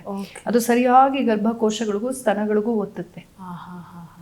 ಸೊ ಅವಳಿಗೆ ಅದು ಸೇಫ್ ಅಲ್ಲ, ಮತ್ತೆ ಅನುಕೂಲವೂ ಅಲ್ವಾ, ಡಿಸ್ಕಂಫರ್ಟ್, ಅದು ನೋವು ಆಗುತ್ತೆ. ಯಾಕೆ ಹೆಚ್ಚು ಕಡಿಮೆ ಮಾಡ್ಕೊಳ್ಳೋದು ಹಾಗೆ. ಸೊ ಈ ಥರ ಕೆಲವೆಲ್ಲ ಇರುತ್ತೆ. ಕೆಲವು ಆಸನಗಳನ್ನು ಪ್ರಕೃತಿಯನ್ನೇ ನಾವು ಗೌರವಿಸ್ಬೇಕಲ್ವ. ಯಾವುದನ್ನು ಗರ್ಭಿಣಿಯರು ಮಾಡಬಾರ್ದು, ಒಂದು ವಯಸ್ಸಾದ್ಮೇಲೆ ಯಾರು ಮಾಡಬಾರ್ದು, ಯಾವುದನ್ನು ಮಾಡಬಾರ್ದು, BP ಇರೋರು ಯಾವುದನ್ನು ಮಾಡಬಾರ್ದು, ಯಾವ್ದು ಮಾಡಬೇಕು, ಮತ್ತು ಬೆನ್ನು ಮೂಳೆ ಸಮಸ್ಯೆ ಇರೋವಂಥವ್ರು ಯಾವುದನ್ನು ಮಾಡಬೇಕು ಮಾಡಬಾರ್ದು, ಎಷ್ಟು ಬಗ್ಬೇಕು ಎಷ್ಟು ಬಗ್ಬಾರ್ದು, ಈ ಥರ ಎಲ್ಲ ಸುಮಾರು ಆಗಿದೆ. ತುಂಬ ಚೆನ್ನಾಗಿ ವ್ಯವಸ್ಥಿತವಾಗಿ ಅದನ್ನು ಒಂದು ಸೈನ್ಸ್ ಥರ ಬೆಳೆಸಿದ್ದಾರೆ. ಸಾಕಷ್ಟು ರಿಸರ್ಚ್ ಆಗ್ತಾ ಇದೆ, ಅದು ತುಂಬ ಸಂತೋಷದ ವಿಷಯ. ಒಂದಿಷ್ಟು ಹೈಪ್ ಕೂಡ ಇದೆ, ಇರೋದು ಇಲ್ದಿರೋದೆಲ್ಲೋ ಸೇರಿಸ್ಬಿಟ್ಟು ಎಲ್ಲ ಅಂತ ಅದು ಇರುತ್ತೆ. ಸ್ವಲ್ಪ ಹುಷಾರಾಗಿರ್ಬೇಕು. ಎಲ್ಲಕ್ಕೂ ಯೋಗದಲ್ಲಿ ಮದ್ದಿದೆ ಅನ್ನೋದು ಸುಳ್ಳೆ, ಅಥವಾ ಯೋಗದಲ್ಲಿ ಏನೂ ಇಲ್ಲ ಅನ್ನೋದು ಸುಳ್ಳೆ. ಅದು ಯಾವ ಮಟ್ಟಿಗೆ ನಮಗೆ ಸಹಾಯ ಮಾಡುತ್ತೆ ಅದನ್ನ ನಾವು ಅಬ್ಜೆಕ್ಟಿವ್ ಆಗಿ ನೋಡ್ಬೇಕಾಗತ್ತೆ. ಯಾಕೆಂದ್ರೆ ನಮ್ಮ ಸನಾತನ ಧರ್ಮ ನಿಂತಿರೋದು ಸತ್ಯದ ಆಧಾರದ ಮೇಲೆ. ಸತ್ಯಕ್ಕೆ ಬಣ್ಣ ಬೇಕಿಲ್ಲ. ನನ್ನ ಸತ್ಯವನ್ನ ನಾನು ಪ್ರಮೋಟ್ ಮಾಡಬೇಕು ಅಂತಂದ್ರೆ ನಾನು ಬಣ್ಣ ಬಳದು ಹೇಳಬೇಕಾಗಿಲ್ಲ, ಇರೋದಿಷ್ಟು ಹೇಳಿದ್ರೆ ಸಾಕು. ನೋಡಪ್ಪ ಹಿಂಗಾಗತ್ತೆ ಎಲ್ಲಾನು ಒಂಥರ ಮಿರಾಕಲ್ ಥರ ಎಲ್ಲದಕ್ಕೂ ಹಿಂಗೆ ಬಗ್ಬಿಡಿ ಹಿಂಗೆ ತೆಗ್ಬಿಡಿ ನಿಮ್ಗೆಲ್ಲ ಸರಿ ಹೋಗ್ಬಿಡುತ್ತೆ, ಹಾಗೆಲ್ಲ ಆಗೋದಿಲ್ಲ. ನಾವೇನು ತಿಂದಿದ್ದೀವಿ ಅನ್ನೋದು ಆಗುತ್ತೆ. ಹೊಟ್ಟೆ ಒಳಗೂ ಎಕ್ಸಸೈಸ್ ಆಗಬೇಕಲ್ಲ ಅಲ್ವಾ? ಏನು ತಿಂದಿದ್ದೀವಿ, ತಿನ್ನಬಾರದು ತಿನ್ಕೊಂಬಂದ್ಬಿಟ್ಟು ಇಲ್ಲಿ ಯೋಗ ಮಾಡಿದ್ರೆ ಎಲ್ಲ ಇರುತ್ತೆ. ಹಾಗಾಗಿ ಆಹಾರ, ಆಮೇಲೆ ನಮ್ಮ ಮನಸ್ಸು ಹೆಂಗಿದೆ, ಮನಸ್ಸಿನಲ್ಲಿ ತುಂಬ ಪ್ರಕ್ಷುಬ್ಧತೆ, ಕೋಪ, ತಾಪ, ದ್ವೇಷ, ಹಾಗೆ ಇದೆಲ್ಲ ಇಟ್ಕೊಂಡು ಎಷ್ಟು ಮೈಬಗ್ಸಿ ಯೋಗ ಮಾಡಿದ್ರು ಮನಸ್ಸು ಚೆನ್ನಾಗಿಲ್ಲ ಅಂದರೆ ಸೈಕೋಸೊಮ್ಯಾಟಿಕ್ ಡಿಸಾರ್ಡರ್ಸ್ ಅಂತ, ಸ್ಟ್ರೆಸ್ ರಿಲೇಟೆಡು. ಆ ಸ್ಟ್ರೆಸ್ಸಿಂದ ನಮಗೆ ಸ್ಟ್ರೆಸ್ ಹಾರ್ಮೋನ್ಸ್ ಬರುತ್ತೆ, ಅದರಿಂದ ರಕ್ತ ಕೆಡುತ್ತೆ, ಸ್ಕಿನ್ ಅಲರ್ಜಿ ಆಗುತ್ತೆ, ಮತ್ತೊಂದಾಗುತ್ತೆ, ಆಯಾಸವಾಗುತ್ತೆ, ಇದೆಲ್ಲ ಆಗುತ್ತೆ. Stress related problems, diabetes. ಯಾಕೆ ಯೋಗ ಮಾಡ್ತಾ ಇದ್ರು ಕೆಲವ್ರಿಗೆ ಇದೆಲ್ಲ ಬರುತ್ತೆ ಅಂತಂದರೆ ಕೇವಲ ಆಸನವನ್ನು ಯೋಗ ಅಂತ ನಾವು ಇವತ್ತು ಹೇಳ್ತಾ ಇದ್ದೀವಿ. ಪಾತಂಜಲ ಯೋಗ ಸೂತ್ರದಲ್ಲಿ ಇದಕ್ಕೆ ಆಸನ ಅಂತ ಹೆಸರು, ಯೋಗ ಅಂತ ಹೆಸರಿಲ್ಲ. ಯೋಗ ಅಂದರೆ ಯಮ, ನಿಯಮ, ಆಸನ, ಪ್ರಾಣಾಯಾಮ, ಪ್ರತ್ಯಾಹಾರ, ಧಾರಣ, ಧ್ಯಾನ, ಸಮಾಧಿ, ಅಷ್ಟಾಂಗ ಯೋಗ. ಅದು 8 ಹಂತಗಳಲ್ಲಿ ಹೋಗುತ್ತೆ. ಮೊದಲು ಯಮ, ನಿಯಮ. ಯಮ ಅಂದರೆ ಏನೇನು ಮಾಡಬಾರ್ದು ಅಂತ, ನಿಷೇಧಗಳು, ಕಂಟ್ರೋಲ್. ಆಮೇಲೆ ನಿಯಮ ಅಂದರೆ ಏನೇನು ಮಾಡಬೇಕು ಅಂತ, ಡೂಸ್ ಆ್ಯಂಡ್ ಡೋಂಟ್ಸ್. ಈಶ್ವರ ಪ್ರಣಿಧಾನ, ಸಂತೋಷ, ಸದಾ ಸಂತೋಷವಾಗಿರೋದು. ಆಗತ್ತಾ ನಮಗೆ? ಆಗಬೇಕು. ಸಂತೋಷವಾಗಿರ್ಬೇಕು. ಜಗತ್ತಲ್ಲಿ ಏನು ಬರಲಿ ಹೋಗಲಿ, ಯಾರು ಬರಲಿ ಹೋಗಲಿ, ಏನು ಸಿಗದೆ ಹೋಗಲಿ, ದುಃಖ ಪಡಬೇಕಾಗಿಲ್ಲ. ಹೇಳೋದು ಕಷ್ಟ, ಹೇಳೋದು ಸುಲಭ, ಮಾಡೋದು ಕಷ್ಟ. ಆದರೆ ಅದು ಒಂದು ದೊಡ್ಡ ನಿಯಮ. ಆ ನಿಯಮವನ್ನು ನಾವು ಸಾಧಿಸ್ಕೊಂಡ್ರೆ ನಾನು ಖುಷಿಯಾಗಿರ್ತೀನಿ ಅಂತ ಸಂಕಲ್ಪ ಮಾಡಬೇಕು. ಏನಚ್ಚ ಸಂತುಷ್ಟ ಅಂತ ಶ್ರೀಕೃಷ್ಣ ಹೇಳ್ತಾನೆ. ಸಂತುಷ್ಟ ಸತತಂ ಯೋಗಿ. ಸೊ ಯಾವಾಗಲೂ ಯಥಾತ್ಮ. ಈ ಜಗತ್ತಲ್ಲಿ ಏನೇನೋ ನಾವು ಅನ್ಕೊಳ್ದೇ ಇರೋದು ನಡ್ಕೊಂಡು ಹೋಗ್ತಾ ಇರುತ್ತೆ. Nothing is a gain or a loss. ಇದಿಷ್ಟು ನೀತಿಯನ್ನು ಇಟ್ಕೊಂಡ್ಬಿಟ್ರೆ ನನ್ನ ಮನಸ್ಸನ್ನು ನಾನು ಯಾಕೆ ಕೆಡಿಸ್ಕೊಳ್ಳಿ? ಯಾರೋ ನಮ್ಮನ್ನು ಪುರಸ್ಕರಿಸ್ತಾರೆ, ಯಾರೋ ನಮ್ಮನ್ನು ತಿರಸ್ಕರಿಸ್ತಾರೆ. ಎರಡೂ ಅವ್ರವ್ರ ಅಭಿಪ್ರಾಯ ಅಂತ ಬಿಟ್ಬಿಡ್ಬೇಕು. ಅದು ಅವ್ರಿಗೆ ಹಂಗೆ ಅನ್ನಿಸ್ತು ನನ್ನ ಬಗ್ಗೆ, ಇವ್ರಿಗೆ ಹಿಂಗೆ ಅನ್ನಿಸ್ತು, is also right, is also right, ಅಷ್ಟೇ. ಅವ್ರು ಪುರಸ್ಕರಿಸಿದಿಂದ ನಾನೇನು ದೊಡ್ಡ ಇದಾಗಲ್ಲ, ಇನ್ನೊಬ್ರು ತಿರಸ್ಕರಿಸಿದಿಂದ ನಾನೇನು ಹೋಗಿ ಕೆರೆಗೆ ಬೀಳ್ಬೇಕಾಗಿಲ್ಲ. ಈ ಬ್ಯಾಲೆನ್ಸ್ ಇದೆಯಲ್ಲ, ಇದು ತುಂಬ ಮುಖ್ಯ. ಅದಕ್ಕೆ ಸಂತೋಷವನ್ನು ಹೇಳ್ತಾರೆ. ಸ್ವಾಧ್ಯಾಯ, ಒಳ್ಳೆ ಅಧ್ಯಯನ ಮಾಡುವಂಥದ್ದು, ಸದ್ವಿಚಾರಗಳಂತೆ ಬುದ್ಧಿಯ ವಿಕಾಸವಾಗುತ್ತೆ. ಈಶ್ವರ ಪ್ರಣಿಧಾನ, ಪರಮಾತ್ಮನ ಸ್ಮರಣೆ ಮಾಡೋದು, ಕೃಷ್ಣಾರ್ಪಣಂ ಅಂತ ಹೇಳುವಂಥದ್ದು, ಬ್ರಹ್ಮಚರ್ಯ ಪಾಲನೆ ಮಾಡುವಂಥದ್ದು, ಶ್ರದ್ಧಾ, ಗುರುವಾಕ್ಯೇಶು ವಿಶ್ವಾಸ ಶ್ರದ್ಧಾ ಅಂತ ಶಂಕರಾಚಾರ್ಯರು ಹೇಳ್ತಾರೆ. ಅಂದರೆ ಸರಿಯಾದ ಗುರುವನ್ನು ಪಡೆದು ಅವ್ರು ಹೇಳಿದ ಮಾರ್ಗದಲ್ಲಿ ನಾವು ತೊಡಗುವಂಥದ್ದು. ಈ ಜಗತ್ತಲ್ಲಿ ಹೆಂಗೋ ಬೆಳಿಬೋದು, ಬೀದಿಯಲ್ಲಿ ಮೋರಿ ಪಕ್ಕದಲ್ಲೆಲ್ಲ ಈ ಕಾಂಗ್ರೆಸ್ ಗಿಡ ಬೆಳೀತಿರುತ್ತಲ್ಲ, ಪಾರ್ಥೆನಿಯಂ, ಹಂಗೂ ಬೆಳ್ಕೋಬಹುದು. ಕರೆಕ್ಟ್. ಆಯ್ತಾ? ಎಲ್ಲರಿಗೂ ಕಜ್ಜಿ ಉಂಟು ಮಾಡಿಕೊಂಡು, ನಾವೇ ಉಂಟು ಮಾಡ್ಕೊಂಡು, ಯಾರಿಗೂ ಬೆಳೆದವರಾಗಿ ಎಲ್ಲರಿಗೂ ಮೋಸ ಮಾಡ್ಕೊಂಡಿರ್ಬೋದು. ಅಥವಾ ಒಳ್ಳೆ ತುಳಸಿ ಬೃಂದಾವನ ಥರ ಬೆಳಿಬೋದು. ಎಲ್ಲರಿಗೂ ಒಳ್ಳೇದು ಮಾಡಿಕೊಂಡು ಎಲ್ಲರ ಗೌರವಕ್ಕೆ ಪಾತ್ರರಾಗಿ ಎರಡೂ ನಮ್ಮ ಕೈಯಲ್ಲೇ ಇದೆ. ಹೇಗೋ ಬೆಳೆಯದೆ ಅರ್ಥಪೂರ್ಣವಾಗಿ ಬೆಳಿಬೇಕು ಅನ್ನೋದು ತುಂಬ ಮುಖ್ಯ. ಹಾಗಾಗಿ ಯಮ ನಿಯಮಗಳು, ಯಮದಲ್ಲಿ ಎಲ್ಲ ಕಂಟ್ರೋಲ್. ಯಾವ್ದು ನಿಯಮ? ಯಮನ ಅಂದರೆ ಕಂಟ್ರೋಲ್ ಅಂತ, ಪ್ರಾಣಾಯಾಮ ಅಂದರೂ ಅದೇ ಅರ್ಥ. ಪ್ರಾಣವನ್ನು ರೆಗ್ಯುಲೇಟ್ ಮಾಡೋದು, ಕಂಟ್ರೋಲ್ ಮಾಡೋದು ಅಂತ. ಏನೇನು ಮಾಡಬಾರ್ದು, ಕಾಮಕ್ರೋಧಾದಿಗಳಿಗೆ ವಶವಾಗುವಂಥದ್ದು ಇತ್ಯಾದಿ, ಇವುಗಳನ್ನೆಲ್ಲ ಬಿಟ್ಟು ನಾವು ಶುದ್ಧವಾಗಿರುವಂಥದ್ದು. ನಿಯಮಗಳಲ್ಲಿ ಮಾಡಬೇಕಾದಂತೆಲ್ಲ ಮಾಡೋದು. ಇದಾದಮೇಲೆ ಆಸನ. ಕರೆಕ್ಟ್. ಸೊ ನಾವು ಯೋಗಾಸನ ಇದೆಯಲ್ಲ, ಆಸನಗಳನ್ನು ಅದಕ್ಕೆ ಮುಂಚೆ ಏನು ಮಾಡಿದ್ವಿ, ಅದಾದಮೇಲೆ ಏನು ಮಾಡ್ತೀವಿ, ಅದು ಕೂಡ ಇಟ್ ಕೌಂಟ್ಸ್. ಹಾಗಾಗಿ ಯಾವುದೋ ಒಂದು ಮಿರಾಕಲ್ ಥರ ಆಗಲ್ಲ ಜೀವನದಲ್ಲಿ. ಎಲ್ಲಕ್ಕೂ ಒಂದಕ್ಕೊಂದು ಸಂಬಂಧ ಇದೆ. ನಾನು ನೆಮ್ಮದಿಯಿಂದ ನಿದ್ರೆ ಮಾಡಬೇಕು ಅಂದರೆ ರಾತ್ರಿ ಏನು ತಿಂದಿದ್ದೀನಿ ಅನ್ನೋದು ಮುಖ್ಯ ಆಗುತ್ತೆ. ಏನೋ ತಿನ್ಬಾರದು ತಿಂದ್ಬಿಟ್ಟು ಮಲ್ಕೊಂಡ್ರೆ ನಂಗೆ ಗುಡು ಅಂತ ಇರುತ್ತೆ ಹೊಟ್ಟೆ. ನಿದ್ರೆ ಚೆನ್ನಾಗಿ ಬರಲ್ಲ. 1 ಲಕ್ಷ ರೂಪಾಯಿ ಹಾಸಿಗೆ ಮೇಲೆ ಮಲ್ಕೊಂಡ್ರು ಕೂಡ ನಿದ್ರೆ ಚೆನ್ನಾಗಾಗಲ್ಲ, ಯಾಕೆಂದರೆ ಏನೇನೋ ತಿನ್ಬಾರದು ತಿಂದಿದ್ದೀನಿ. ಹಾಗಾಗಿ ನಾನು ಏನು ತಿಂದರೆ ನನ್ನ ನಿದ್ರೆ ಚೆನ್ನಾಗಿರುತ್ತೆ. ನಿದ್ರೆ ಚೆನ್ನಾಗಿ ಮಾಡಿದ್ರೆ ನನ್ನ ಬೆಳಗ್ಗೆ ಚೆನ್ನಾಗಿರುತ್ತೆ. ಕರೆಕ್ಟ್. ಬೆಳಗ್ಗೆ ಚೆನ್ನಾಗಿದ್ರೆ ಮಧ್ಯಾಹ್ನ ಚೆನ್ನಾಗಿರುತ್ತೆ. ಸೊ ಒಂದಕ್ಕೊಂದು ಸಂಬಂಧ ಇದೆ. ನನ್ನ ಮನಸ್ಸು ಕೆಟ್ಟರೆ ನಾನು ತಿಂದಿದ್ದು ಸರಿಯಾಗಿ ಅರಗೋದಿಲ್ಲ, ಅಥವಾ ಅಸಿಡಿಟಿ ಉಂಟಾಗತ್ತೆ, ಅಲ್ಸರ್ ಉಂಟಾಗತ್ತೆ, ಸ್ಟ್ರೆಸ್ ಉಂಟಾಗತ್ತೆ. ಆ ಸ್ಟ್ರೆಸ್ಸಲ್ಲಿ ಸರಿಯಾಗಿ ತಿನ್ನಲ್ಲ, ಆ ಸರಿಯಾಗಿ ತಿಂದಿದ್ದ ಪರಿಣಾಮ ಮತ್ತೊಂದಾಗತ್ತೆ. ಹೀಗೆ ಮನಸ್ಸಿಗೂ ದೇಹಕ್ಕೂ ತುಂಬ ಸಂಬಂಧ ಇದೆ. ಇದಕ್ಕೆಲ್ಲ ಕಾರಣ ನಮ್ಮ ಲೈಫ್ ಸ್ಟೈಲು. ಹಾಗಾಗಿ ಒಂದು ಕಡೆಯಿಂದ ಯಮ ನಿಯಮಗಳನ್ನು ಪಾಲಿಸ್ತಾ ಆಸನಗಳನ್ನು ಸಿದ್ಧಿಸ್ಕೋಬೇಕು. ಈ ಆಸನಗಳಲ್ಲಿ ನಾನು ಆಗಲೇ ಹೇಳ್ದಂಗೆ ಬಗೆ ಆಸನಗಳು, ನಿಂತ, ಕುಳಿತ, ಮಲಗಿದ, ಬೇರೆ ಬೇರೆ ಆಸನಗಳು. ಎಲ್ಲರೂ ಎಲ್ಲ ಕ್ಲಿಷ್ಟಕರವಾದ ಆಸನಗಳನ್ನೆಲ್ಲ ಮಾಡಬೇಕು ಅಂತ ನಾನಂತೂ ಖಂಡಿತ ರೆಕಮೆಂಡ್ ಮಾಡಲ್ಲ. ನಾವು ಆರೋಗ್ಯವಾಗಿರೋದಕ್ಕೆ, ದೇಹದ ಎಲ್ಲ ಅವಯವಗಳಿಗೂ ರಕ್ತ ಸಂಚಾರ ಆಗಿ ನಾವು ಚೆನ್ನಾಗಿ ಲವಲವಿಕೆಯಿಂದ ಇರೋದಕ್ಕೆ ಎಷ್ಟು ಬೇಕೋ ಅಷ್ಟು ಸೂರ್ಯ ನಮಸ್ಕಾರ, ಅಷ್ಟು ಮಿನಿಮಮ್ ಆಸನಗಳನ್ನು ಎಲ್ಲರೂ ಮಾಡ್ಬೋದು, ಮಾಡಬೇಕು. ಪ್ರಾಣಾಯಾಮ ಅಷ್ಟೇ. ಪ್ರಾಣಾಯಾಮದಲ್ಲೂ ತುಂಬ ಕಷ್ಟತರವಾದ್ದೆಲ್ಲ ಇದೆ. ಕುಂಭಕಾದಿಗಳನ್ನು ಸುದೀರ್ಘ ಮಾಡೋದು ಇಲ್ಲ. ಅಷ್ಟೊಂದು ಕುಂಭಕ ಎಲ್ಲ ಒಂದೇ ಸಲಕ್ಕೆ ಮಾಡೋದು ಬೇಡ. ರಾಮಕೃಷ್ಣ ಪರಮಹಂಸರ ಪತ್ನಿ ಶಾರದಾದೇವಿ ಅಂತ ಇದ್ದರು.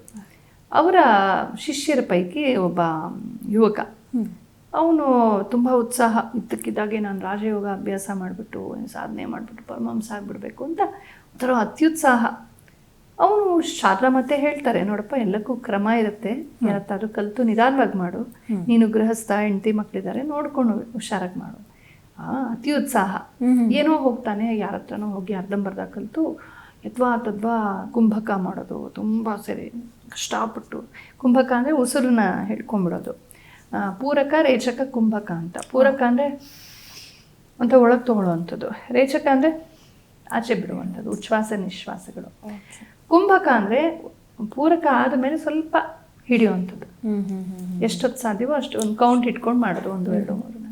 ಹಾಗೆ ಬಿಟ್ಟಾದ ಮೇಲೂ ಕೂಡ ಇದು ಮಾಡೋದು, ಕುಂಭಕ ಮಾಡೋದು. ಆಗ ದೇಹಕ್ಕೆ ಉಸಿರು ತೆಗೆದುಕೊಳ್ಳೋದು ಅಭ್ಯಾಸ ಆಗುತ್ತೆ, ಉಸಿರು ಬಿಡೋದು ಅಭ್ಯಾಸ ಆಗುತ್ತೆ, ಉಸಿರಾಡದೆ ಕೆಲವು ಕ್ಷಣ ಇರೋದಕ್ಕೂ ಅಭ್ಯಾಸ ಆಗುತ್ತೆ, ಕಂಡೀಷನ್ ಆಗುತ್ತೆ ದೇಹ. ಹಾಗೆ ಈಗ ನಾವೇನೋ ಒಂದು ಭಾರ, ಇವಾಗ ವೆಯ್ಟ್ ಲಿಫ್ಟರ್ ಇರ್ತಾರೆ, ಆ ಟೈಮಲ್ಲಿ ಉಸಿರು ಒಳಗೂ ತೊಗೊಳಲ್ಲ, ಕುಂಭಕ ಮಾಡಿರ್ತೀವಿ. ಆಗ ಅವ್ರಿಗೆ ಕಷ್ಟ ಆಗೋದಿಲ್ಲ, ಅವ್ರಿಗೆ ಅಷ್ಟು ಉಸಿರು ಅವ್ರಿಗೆ ಸಿಕ್ಕತ್ತೆ. ಭಾರವಾಹಿಗಳಿಗೆ ಅಥವಾ ಜಂಪ್ ಮಾಡುವಾಗ, ದೊಡ್ಡ ಕಸರತ್ತು ಮಾಡುವಾಗ ಉಸಿರು ಹಿಡ್ಕೊಳ್ಳೋ ಅಂಥ ಕ್ಷಣಗಳು ನಮ್ಗೆ ಬೇಕಾಗತ್ತೆ ಜೀವನದಲ್ಲಿ. ಅದಕ್ಕೆಲ್ಲ ಅದು ಅನುಕೂಲ ಆಗುತ್ತೆ. ಹಾಗಾಗಿ ಇದನ್ನು ಪ್ರಾಕ್ಟೀಸ್ ಮಾಡ್ತಾರೆ. ಇವನೇನು ಮಾಡಿಬಿಡ್ತಾನೆ, ಶಾರದಾ ಮಾತೆಯವ್ರ ಶಿಷ್ಯ, ಈ ಕುಂಭಕವನ್ನು ಯದ್ವಾ ಮಾಡೋದು, ಓಂ ಅಂತ ಹೇಳೋದು, ಏನೇನೋ ಮಾಡಿಬಿಟ್ಟು ಅವನಿಗೆ ಒಂಥರ ಶಕ್ತಿ ಮೀರಿ, ಮಿತಿ ಮೀರಿ, ಕ್ರಮವಿಲ್ಲದೆ ಹೆಂಗೆಂಗೋ ಮಾಡಿಬಿಡ್ತಾನೆ. ಅವನಿಗೆ ತಲೆ ಒಳಗೆ ಒಂಥರ ಉಯ್ ಅಂತ ಶಬ್ದ ಶುರು ಆಗಿಬಿಡುತ್ತೆ. ಹಗಲು ರಾತ್ರಿ ಶಬ್ದ, ಅವನಿಗೆ ತಲೆನೋವು ಬಂದ್ಬಿಡುತ್ತೆ. ಅದು ಹೋಗೋದೇ ಇಲ್ಲ. ಕಿವಿಯಲ್ಲಿ ಎಲ್ಲಿ ಏನಾಗಿತ್ತೋ ಅವನಿಗೆ ಇಂಬ್ಯಾಲೆನ್ಸ್ ಆಯಿತು, ತುಂಬ ತಲೆನೋವು ಬಂದ್ಬಿಟ್ಟು ಒದ್ದಾಡಿಕೊಂಡು ವೈದ್ಯರ ಹತ್ರ ಎಲ್ಲ ಹೋಗಿ ಏನೇನೋ ಆಗಿ ಕೊನೆಗೆ ಶಾರದಾ ಮಾತೆ ಹತ್ರ ಬರ್ತಾನೆ. ನಾನು ಮೊದಲೇ ಹೇಳಿದ್ನಲ್ಲ ಮಗು, ಹೀಗೆ ಯಾಕೆ ಮಾಡ್ಕೊಂಡೆ ನೀನು ಅಂತ ಹೇಳಿ ಹಂಗೇನೋ ಅವ್ರಿಗೆಲ್ಲ ತುಂಬ ಎಕ್ಸ್ಪರ್ಟ್ ಆಗಿದ್ರು.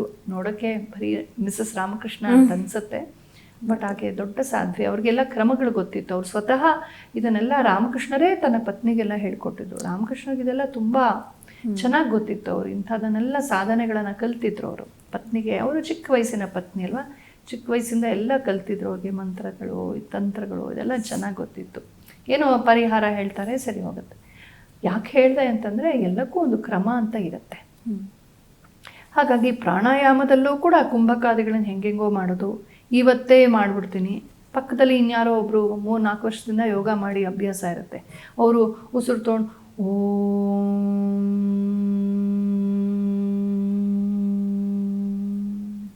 ತುಂಬ ಹೊತ್ತು ಹೇಳ್ತಾರೆ. ನಮ್ಗೆ ಅಷ್ಟು ಉಸಿರು ಇರಲ್ಲ. ನಾವು ಮುಗ್ದೋಗಿರುತ್ತೆ. ಅವ್ರು ಅಷ್ಟೊತ್ತು ಹೇಳ್ತಿದಾರಲ್ಲಪ್ಪ, ಗದ್ದೆ ಮುಚ್ಚಿ ಉಸಿರು ತೊಗೊಂಡು ಹೇಳ್ತಾನೆ ಇರ್ತಾರೆ ಇವರು. ಕೆಲವ್ರಿಗೆ ಏನೋ ಅರ್ಜೆಂಟು, ನಾನು ಅಷ್ಟು ದೀರ್ಘ ಎಲ್ರಿಗಿಂತ ದೀರ್ಘ ಹೇಳಬೇಕು ಅಂತ ಒಂದೇ ಸಲಕ್ಕೇನೋ ಮಾಡೋಕ್ಕೆ ಹೋಗೋದು, ಹಿಡಿಯೋದು, ಎಲ್ಲ ಮಸಲ್ಸ್ ಇರುತ್ತೆ. ಇಲ್ಲ ನಮ್ಮ ಶ್ವಾಸಕೋಶಕ್ಕೆ ಇದಕ್ಕೆ ಎಲ್ಲಕ್ಕೂ ಒಂದು ಶಕ್ತಿ ಬೇಕಲ್ವಾ, ತಲೆಯೊಳಗೂ ಶಕ್ತಿ ಬೇಕಲ್ಲ ಈ ಜಾಗದಲ್ಲೆಲ್ಲ. ಹಾಗಾಗಿ ಅದೆಲ್ಲ ಅಷ್ಟು ಸೇಫ್ ಅಲ್ಲ. ಹಾಗಾಗಿ ಎಲ್ಲಕ್ಕೂ ಒಂದು ಹದ ಇರುತ್ತೆ.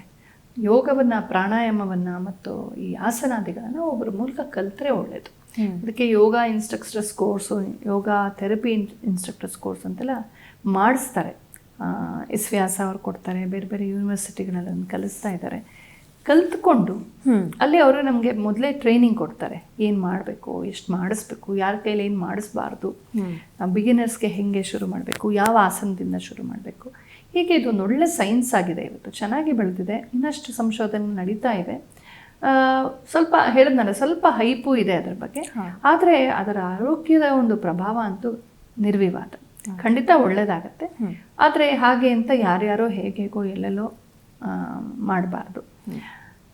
ಇದು ಇವತ್ತು ವಿಶ್ವ ಮಾನ್ಯವಾಗಿದೆ.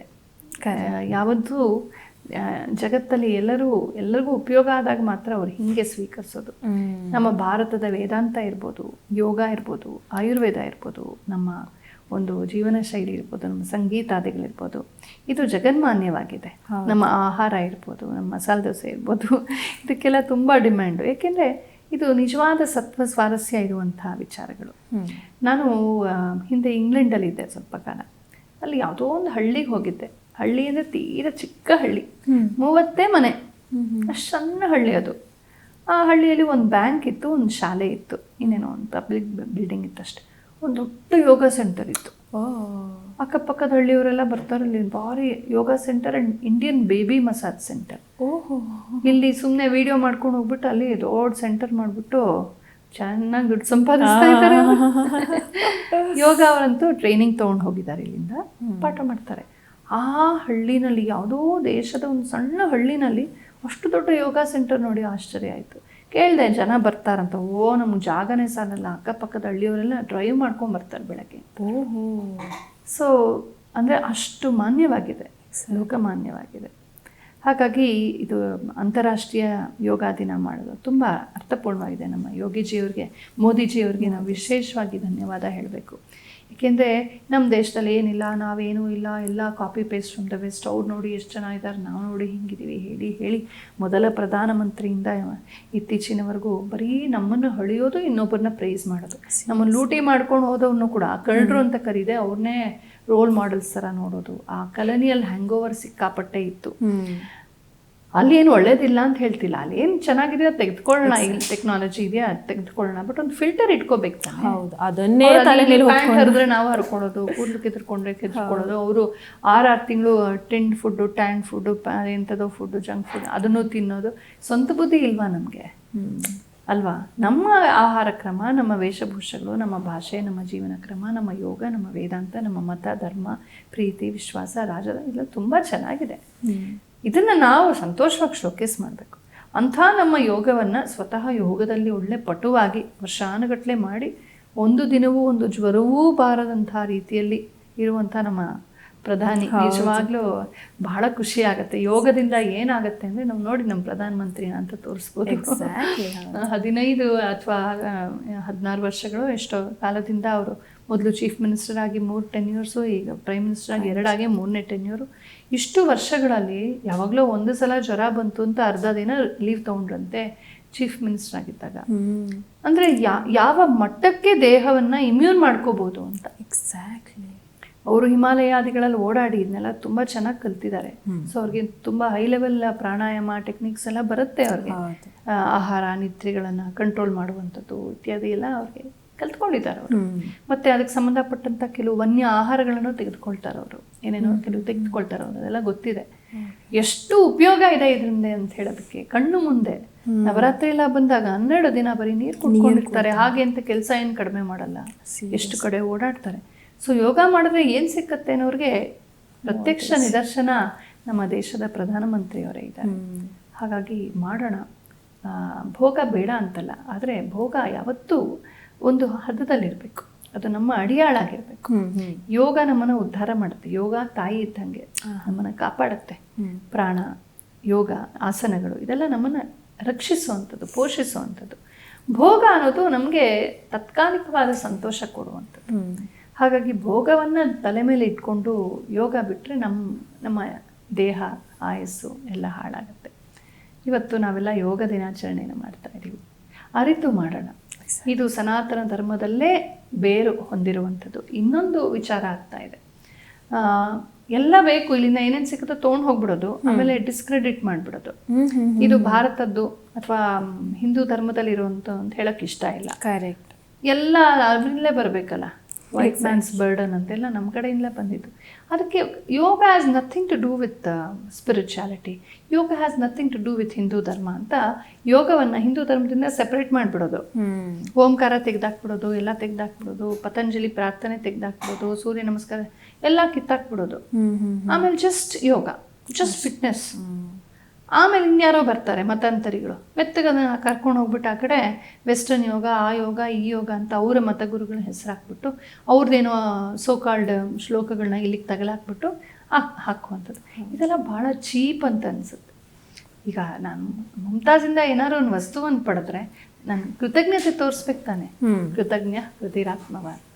ಕನಿಷ್ಠ ಮಟ್ಟದ ಕೃತಜ್ಞತೆಯೂ ಇಲ್ಲದೆ ಹೋದರೆ, ಈಗ ನಾವು ಏನು ಸಣ್ಣದು ತಂದರೂ ಕೂಡ ಬೇರೆ ದೇಶದಿಂದ ಅವ್ರಿಗೆಷ್ಟು ಕ್ರೆಡಿಟ್ ಕೊಡ್ತೀವಿ. ಎಕ್ಸಾಕ್ಟ್ಲಿ. ನಮ್ಮಿಂದ ಇಷ್ಟೊಂದು ಪಡೆದು ಕೂಡ ಯಾವುದಕ್ಕೂ ಕೂಡ ಒಂದು ಕ್ರೆಡಿಟು ಕೊಡಲ್ವಲ್ಲ. ಕದ್ಕೊಂಡು ಹೋಗಿ ಕೃತಿ ಚೌರ್ಯ ಮಾಡಿ, ಪ್ಲೇಜಿಯರೈಸ್ ಮಾಡಿ, ನಮ್ಮ ಎಷ್ಟೋ ವಿಜ್ಞಾನದ ಕಾನ್ಸೆಪ್ಟ್ಸ್ನ ನಮಗೆ ನಾವೇ ಕಂಡು ಹುಡುಕಿದ್ದು ಅನ್ನೋ ಹಾಗೆ ರಿನೈಸಾನ್ಸ್ ಟೈಮಲ್ಲಿ ಎಲ್ಲ ಒಟ್ಟಿಗೆ ಇಳಿದುಬಿಟ್ರು ಅನ್ನೋ ಥರ. ಆ ರಿನೈಸಾನ್ಸಲ್ಲಿ ಎಲ್ಲ ಸೈಂಟಿಸ್ಟ್ಗಳು, ಎಲ್ಲ ಥಿಂಕರ್ಸು ಒಟ್ಟಿಗೆ ಹುಟ್ಟುಬಿಟ್ರ ಯುರೋಪಲ್ಲಿ. ಅಲ್ಲಿವರೆಗೂ ಅಂದರೆ ನಮ್ಮದು ಸಾವಿರಾರು ವರ್ಷಗಳಿಂದ ಸ್ವಲ್ಪ ಅಧ್ಯಯನ ಮಾಡಿ ಪ್ರಯೋಗಗಳಿಂದ ಒಂದು ಮಟ್ಟಕ್ಕೆ ಬೆಳೆದಂಥ ನಮ್ಮ ಗ್ರಂಥಗಳನ್ನೆಲ್ಲ ಎತ್ಕೊಂಡು ಹೋಗ್ಬಿಟ್ಟು ಒಟ್ಟಿಗೆ ತೊಗೊಂಡ್ಬಿಟ್ಟು ಅದನ್ನ ಇಂಗ್ಲೀಷಲ್ಲಿ ಟ್ರಾನ್ಸ್ಲೇಟ್ ಮಾಡಿ father of chemistry, father of physics, father of mathematics. ಎಷ್ಟು ಅಹಂಕಾರ ಅಂತ. ಇವರನ್ನ ತಲೆ ಮೇಲೆ ಕೂಡಿಸ್ಕೊಂಡು ಹೊಗಳೋದು. ಅವ್ರು ಹೇಳೋದನ್ನೆಲ್ಲ ಟಸ್ಪೂಸ್ ಅಂತ ಇಂಗ್ಲೀಷಲ್ಲಿ ಹೇಳ್ಬಿಟ್ರೆ ಕಣ್ಮುಚ್ಕೊಂಡು ಅಂಗೀಕರಿಸ್ಬಿಡೋದ. ಅವ್ರ ವೇಷ, ಅವ್ರ ಭಾಷೆ, ಅವ್ರ ಭೂಷ, ಅವರ ಜೀವನ ಶೈಲಿ, ಅವ್ರು ತಿನ್ನೋ ಓಟ್ಸು ಹಂದಿಗಳಿಗಾಗಿ ಮಾಡ್ತಾರೆ. ಅದನ್ನು ಇಲ್ಲಿ ತಂದು ಸರ್ಪ್ಲಸ್ ಮಾಡಿಬಿಟ್ಟು ಇಲ್ಲಿ ಮಾರ್ತಾರೆ. ಇದೆಲ್ಲ ಬೇಕಾಗಿಲ್ಲ. ಸ್ವಲ್ಪ ಸ್ವಂತ ಬುದ್ಧಿ ಬಳಸೋಣ. ನಮ್ಮ ಅಸ್ಮಿತೆ ಏನು? ಇಲ್ಲಿ ಯೋಗ ನಮ್ಮ ಅಸ್ಮಿತೆ, ಯೋಗಾಸನ. ಅದನ್ನ ಹೆಮ್ಮೆಯಿಂದ ಹೇಳಬೇಕು. ಅದರ ಬೇರಿರೋದು ಹಿಂದೂ ಧರ್ಮದಲ್ಲಿ, ಸನಾತನ ಧರ್ಮದಲ್ಲಿ. ಅದರ ಬೇರಿರೋದು ನಮ್ಮ ಋಷಿಗಳ ಸಂಸ್ಕೃತಿಯಲ್ಲಿ, ಅದರ ಬೇರಿರೋದು ಅಧ್ಯಾತ್ಮದಲ್ಲಿ. ಇದನ್ನು ಜಾಸ್ತಿ ಯೋಗವನ್ನು ಮಾಡಿದವರು ಸಾಮಾನ್ಯರಲ್ಲ, ಯೋಗಿಗಳೇ. ಕರೆಕ್ಟ್. ಅದಕ್ಕೆ ಯೋಗಿ ಅಂತ ಕರೆಯೋದವ್ರನ್ನ. ಯಾಕೆ ಅಂದರೆ ಅವ್ರಿಗೆ ಸಾಮಾನ್ಯ ಜನ ಊಟ ಗೀಟ ಮಾಡಿಕೊಂಡು ಮನೆ ಕೆಲಸ ಮಾಡಿಕೊಂಡು ಇರೋದ್ರಲ್ಲಿ ಫಿಟ್ಟಲ್ಲಿ ಇರ್ತಾ ಇದ್ರು. ಆದರೆ ತುಂಬ ಉನ್ನತ ಮಟ್ಟದ ಆರೋಗ್ಯ ಬೇಕಾಗಿದ್ದು ಯೋಗಿಗಳಿಗೆ. ಎಲ್ಲೋ ಕಾಡಲ್ಲಿರೋರು ಅಲ್ಲಿ ಏನು ಸಿಕ್ಕತ್ತೋ ಏನು ಸಿಕ್ಕಲ್ವೋ ಸುದೀರ್ಘ ಕಾಲ ಕೂತಿರ್ಬೇಕು, ಮತ್ತು ಅಲ್ಲಿನ ಚಳಿ ಮಳೆಗಳಿಗೆ ಕಂಡೀಷನ್ ಮಾಡ್ಕೋಬೇಕು. ಹೇಗೆ ಸೈನಿಕರಿಗೆ ಜಾಸ್ತಿ ಟ್ರೈನಿಂಗ್ ಕೊಡ್ತಾರೆ, ಹಾಗೆ ಯೋಗಿಗಳು ಆ ಕಾಡಿನ ಜೀವನಕ್ಕೆ, ಆ ಮಟ್ಟದ ಬ್ರಹ್ಮಚರ್ಯಕ್ಕೆ, ಆ ಮಟ್ಟದ ಒಂದು ಸಂಯಮಕ್ಕೆ ತಮ್ಮ ದೇಹ ಮನಸ್ಸನ್ನು ಪಳಗಿಸ್ಕೊಳ್ಳೋಕ್ಕೋಸ್ಕರ ಅವರು ಜಾಸ್ತಿ ಯೋಗ ಮಾಡ್ತಾ ಇದ್ರು, ಯೋಗಾಸನ ಮಾಡ್ತಿದ್ರು. ಹಾಗಾಗಿಯೇ ಯೋಗಾಸನ ಅನ್ನೋದು ಜಾಸ್ತಿ ಉಳಿಸ್ಕೊಂಬಂದ್ರೆ ನಮ್ಮ ಋಷಿಗಳೇ. ಕರೆಕ್ಟ್. ಅದೆಲ್ಲ ಸುಲಭದ ಮಾತಲ್ಲ. ಸುಮ್ಮನೆ ಪದ್ಮಾಸನ ಅಂತಿದೆಯಲ್ಲ, ಹಿಂಗೆ ಹಾಕ್ಕೊಂಡು ಹಿಂಗೆ ಕುತ್ಕೊಂಡು ನೋಡಿ. ನಾನು ಭರತನಾಟ್ಯ ಎಲ್ಲ ಅಭ್ಯಾಸ ಮಾಡುವಾಗ ನಮಗೆ ಈ ಹಸ್ತಗಳನ್ನೆಲ್ಲ ಹೇಳ್ಕೊಂಡು ಪಥ ತ್ರಿಪಥ ಅದೆಲ್ಲ ಹೇಳ್ಕೊಳೋರು ಶ್ಲೋಕಗಳನ್ನ. ಅವಾಗೆಲ್ಲ ಪದ್ಮಾಸನದಲ್ಲಿ ಕೂತ್ಕೊಳ್ಳಿ ಅನ್ನೋರು. ನಾವೆಲ್ಲ ಪದ್ಮಾಸನದಲ್ಲಿ ಕೂತ್ಕೊಳ್ತಾ ಇದ್ವಿ. ಬರ್ತಾ ಈಗೆಲ್ಲ ಯಾರು ಪದ್ಮಾಸನದಲ್ಲಿ ಕೂತ್ಕೊಳ್ಳಿ ಅಂತ ಹೇಳೋದೇ ಇಲ್ಲ. ಸುಖಾಸನ, ಹಿಂಗೆ ಕೂತ್ಕೋ, ಹಂಗೆ ಕೂತ್ಕೋ, ಹೆಂಗೋ ಕೂತ್ಕೋ. ಅದು ಒಂದು ಭಾಗ ಅಂತ ಎಷ್ಟೋ ಜನಕ್ಕೆ ಅನ್ಸೋದೇ ಇಲ್ಲ. ಹಿಂದೆ ಹಂಗೆ ಕೂತ್ಕೊಳ್ಳೋರು, ವಜ್ರಾಸನದಲ್ಲಿ ಕೂತ್ಕೊಳ್ಳೋರು, ಬೆನ್ನನ್ನು ಸ್ಥಿರವಾಗಿ ಇಟ್ಕೊಂಡು ಕೂತ್ಕೊಳ್ಳೋರು, ಸುದೀರ್ಘ ಕಾಲ ಜಪಾನುಷ್ಠಾನ, ಪಠನ, ವೇದ ಪಠನ, ಶ್ರವಣ ಎಲ್ಲ. ಮಕ್ಕಳು ಹಿಂಗೆ ಕೂತ್ಕೊಂಡ್ರೆ ಆ ಥರದ ಶ್ರವಣ, ಗುರು ಹೇಳಿದ ಮಾತನ್ನ. ಏಕಸಂತಾಗ್ರಾಹಿಗಳು, ಒಂದು ಸಂತ ಅಂದರೆ ಒಂದು ಸೈಕಲ್, ಗುರು ಒಂದ್ಸಲ ಹೇಳೋದು, ಮಕ್ಕಳು 2 ಸಲ. ಆಯಿತು ಗ್ರಹಣ, ಆ ಥರ ಎಲ್ಲ ಇರ್ತಾಯಿತ್ತು. ಏಕೆಂದರೆ ದೇಹ ಸ್ಥಿರವಾಗಿರ್ತಿತ್ತು, ಮನಸ್ಸು ನಿಶ್ಚಲವಾಗಿರ್ತಿತ್ತು, ಚಾಂಚಲ್ಯ ಆಗ್ತಿರ್ಲಿಲ್ಲ, ತಮ್ಮನ್ನು ತಾವು ಪಳಗಿಸ್ಕೊಂಡಿದ್ರು. ಇದನ್ನೆಲ್ಲ ಉಳಿಸಿ ತಂದದ್ದು ಋಷಿ ಸಂಸ್ಕೃತಿಯ ಹೊರತು ಸಾಮಾನ್ಯ ಜನರಲ್ಲ. ಅದು ನಾವು ತಿಳ್ಕೊಳ್ಬೇಕು. ಜನಸಾಮಾನ್ಯರಿಗೆ ಉಪಯೋಗ ಆಗುತ್ತೆ ಯೋಗ, ಆದರೆ ಇದನ್ನು ಈ ಮಟ್ಟಕ್ಕೆ ಇಷ್ಟು ಪರಿಷ್ಕೃತವಾದ ರೂಪದಲ್ಲಿ, ಏಕೆಂದರೆ ಕಷ್ಟದ ವಿಚಾರ. ಎಕ್ಸಾಕ್ಟ್ಲಿ. ಹೆಂಗೋ ತಿನ್ಕೊಂಡು ಮಲ್ಕೊಂಡು ಇರೋರು ಹಂಗಾಗೋದಕ್ಕಾಗಲ್ಲ. ತುಂಬ ಒಂದು ಮಟ್ಟದ ತ್ಯಾಗ ಬೇಕಾಗುತ್ತೆ. ಸೊ ತ್ಯಾಗಿಗಳು, ಯೋಗಿಗಳೇ ಉಳಿಸಿ ಬೆಳೆಸಿ ತಂದಿರೋವಂಥದ್ದು ಯೋಗಾಸನ. ಇವತ್ತು ಮನೆ ಮನೆಯಲ್ಲಿ, ಬೀದಿ ಬೀದಿಯಲ್ಲಿ, ಸಂಸ್ಥೆಗಳಲ್ಲಿ ಎಲ್ಲರೂ ದೇಶ ವಿದೇಶಗಳಲ್ಲಿ ಮಾಡ್ಬೋದು, ಎಲ್ಲರೂ ಉಪಯೋಗ ಪಡಿತಾ ಇದ್ದಾರೆ. ಆದರೆ ಎಲ್ಲಿಂದ ಬಂತು? ಯಾರು ಉಳಿಸ್ಕೊಂಡ್ಬಂದರು? ಋಷಿ ಪರಂಪರೆ ಉಳಿಸ್ಕೊಂಡ್ಬಂತು. ಅವ್ರಿಗೆ ನಾವು ಏನೋ ಗೌರವ ಕೊಡದೆ ಹಿಂದೂ ಧರ್ಮ ಕ್ರೆಡಿಟ್ ಸಿಕ್ಕಬಾರ್ದು, ಸನಾತನ ಧರ್ಮ ಇಲ್ಲ, ನಥಿಂಗ್ ಸನಾತನ about this, nothing religious about this. ಇದು ತುಂಬ ಡೇಂಜರಸ್. ಅದಕ್ಕೆ ನಾವು ಅವಕಾಶ ಕೊಡಬಾರ್ದು. ಘಂಟಾಘೋಷವಾಗಿ ಇದು ಪತಂಜಲಿ ಮಹರ್ಷಿಗಳು ಕೊಟ್ಟದ್ದು, ಇದು ನಮ್ಮ ಋಷಿ ಸಂಸ್ಕೃತಿಯ ದೊಡ್ಡ ಕೊಡುಗೆ, ಇದು ನಮ್ಮ ಸನಾತನ ಧರ್ಮದ ಕೊಡುಗೆ ಅಂತ ಹೃದಯ ತುಂಬಿ ಹೇಳಬೇಕು ನಾವು. ಹಾಗಾಗಿ ಇದು ಬರೀ ಮಾಡರ್ನ್ ಅಲ್ಲ, ಬರೀ ಫಿಟ್ನೆಸ್ ಎಕ್ಸಸೈಸ್ ಅಲ್ಲ, ಇದರೊಳಗೆ ಧ್ಯಾನವಿದೆ, ಇದರೊಳಗೆ ಸಾವಿರಾರು ವರ್ಷಗಳ ಪರಂಪರೆ ಇದೆ, ಒಂದು ಜೀವನವನ್ನು ಅರ್ಥ ಮಾಡ್ಕೊಳ್ಳೋವಂಥ ಕ್ರಮ ಇದೆ ಈ ಪ್ರಾಣಾಯಾಮದಲ್ಲಿ, ಈ ಯೋಗಾಸನದಲ್ಲಿ. ಬರೀ ದೇಹ ಅಷ್ಟೇ ಅಲ್ಲ, ಮನಸ್ಸಿಗೆ, ನಮ್ಮ ಭಾವನೆಗಳಿಗೆ ಸಂಸ್ಕಾರ ಸಿಕ್ಕತ್ತೆ, ಒಂದು ಫೋಕಸ್ ಸಿಕ್ಕತ್ತೆ, ಮತ್ತು ನಮ್ಮ ಪರಂಪರೆಯ ಅಸ್ಮಿತೆ ಕೂಡ ಇದರೊಳಗೆ ನಮಗೆ ಹರಿದು ಬರುತ್ತೆ. ಇದೆಲ್ಲ ಅರ್ಥ ಮಾಡ್ಕೊಳ್ಬೇಕು ನಾವು. ಈ ಯೋಗ ದಿನಾಚರಣೆಯನ್ನು ಇನ್ನೂ ಅರ್ಥವರಿತು ಮಾಡೋಣ, ಮಕ್ಕಳಿಗೆ ಹೇಳ್ಕೊಡಿ. ಶಾಲೆಗಳಲ್ಲಿ ನೋಡಿ, ಈ ಸಂದರ್ಭದಲ್ಲಿ ಒಂದು ಹೇಳೋಕ್ಕೆ ಇಷ್ಟಪಡ್ತೀನಿ. ಮೊದಲೆಲ್ಲ ನಮ್ಮ ಗುರುಕುಲಗಳ ಬಗ್ಗೆ ಎಲ್ಲ ನೀವೆಲ್ಲ ಓದಿದ್ರೆ ಶಾಸನಗಳಲ್ಲಿ ಅಥವಾ ಎಲ್ಲೆಲ್ಲಿ ನಮಗೆ ಏನು ದಾಖಲೆ ಸಿಕ್ಕುತ್ತೋ ಅಲ್ಲಿ ಕ್ರೀಡೆ, ವ್ಯಾಯಾಮಗಳು ಇದೆಲ್ಲ ಇರ್ತಾ ಇದ್ದು ಸಾಕಷ್ಟು ಉಲ್ಲೇಖಗಳು ಸಿಕ್ಕತ್ತೆ.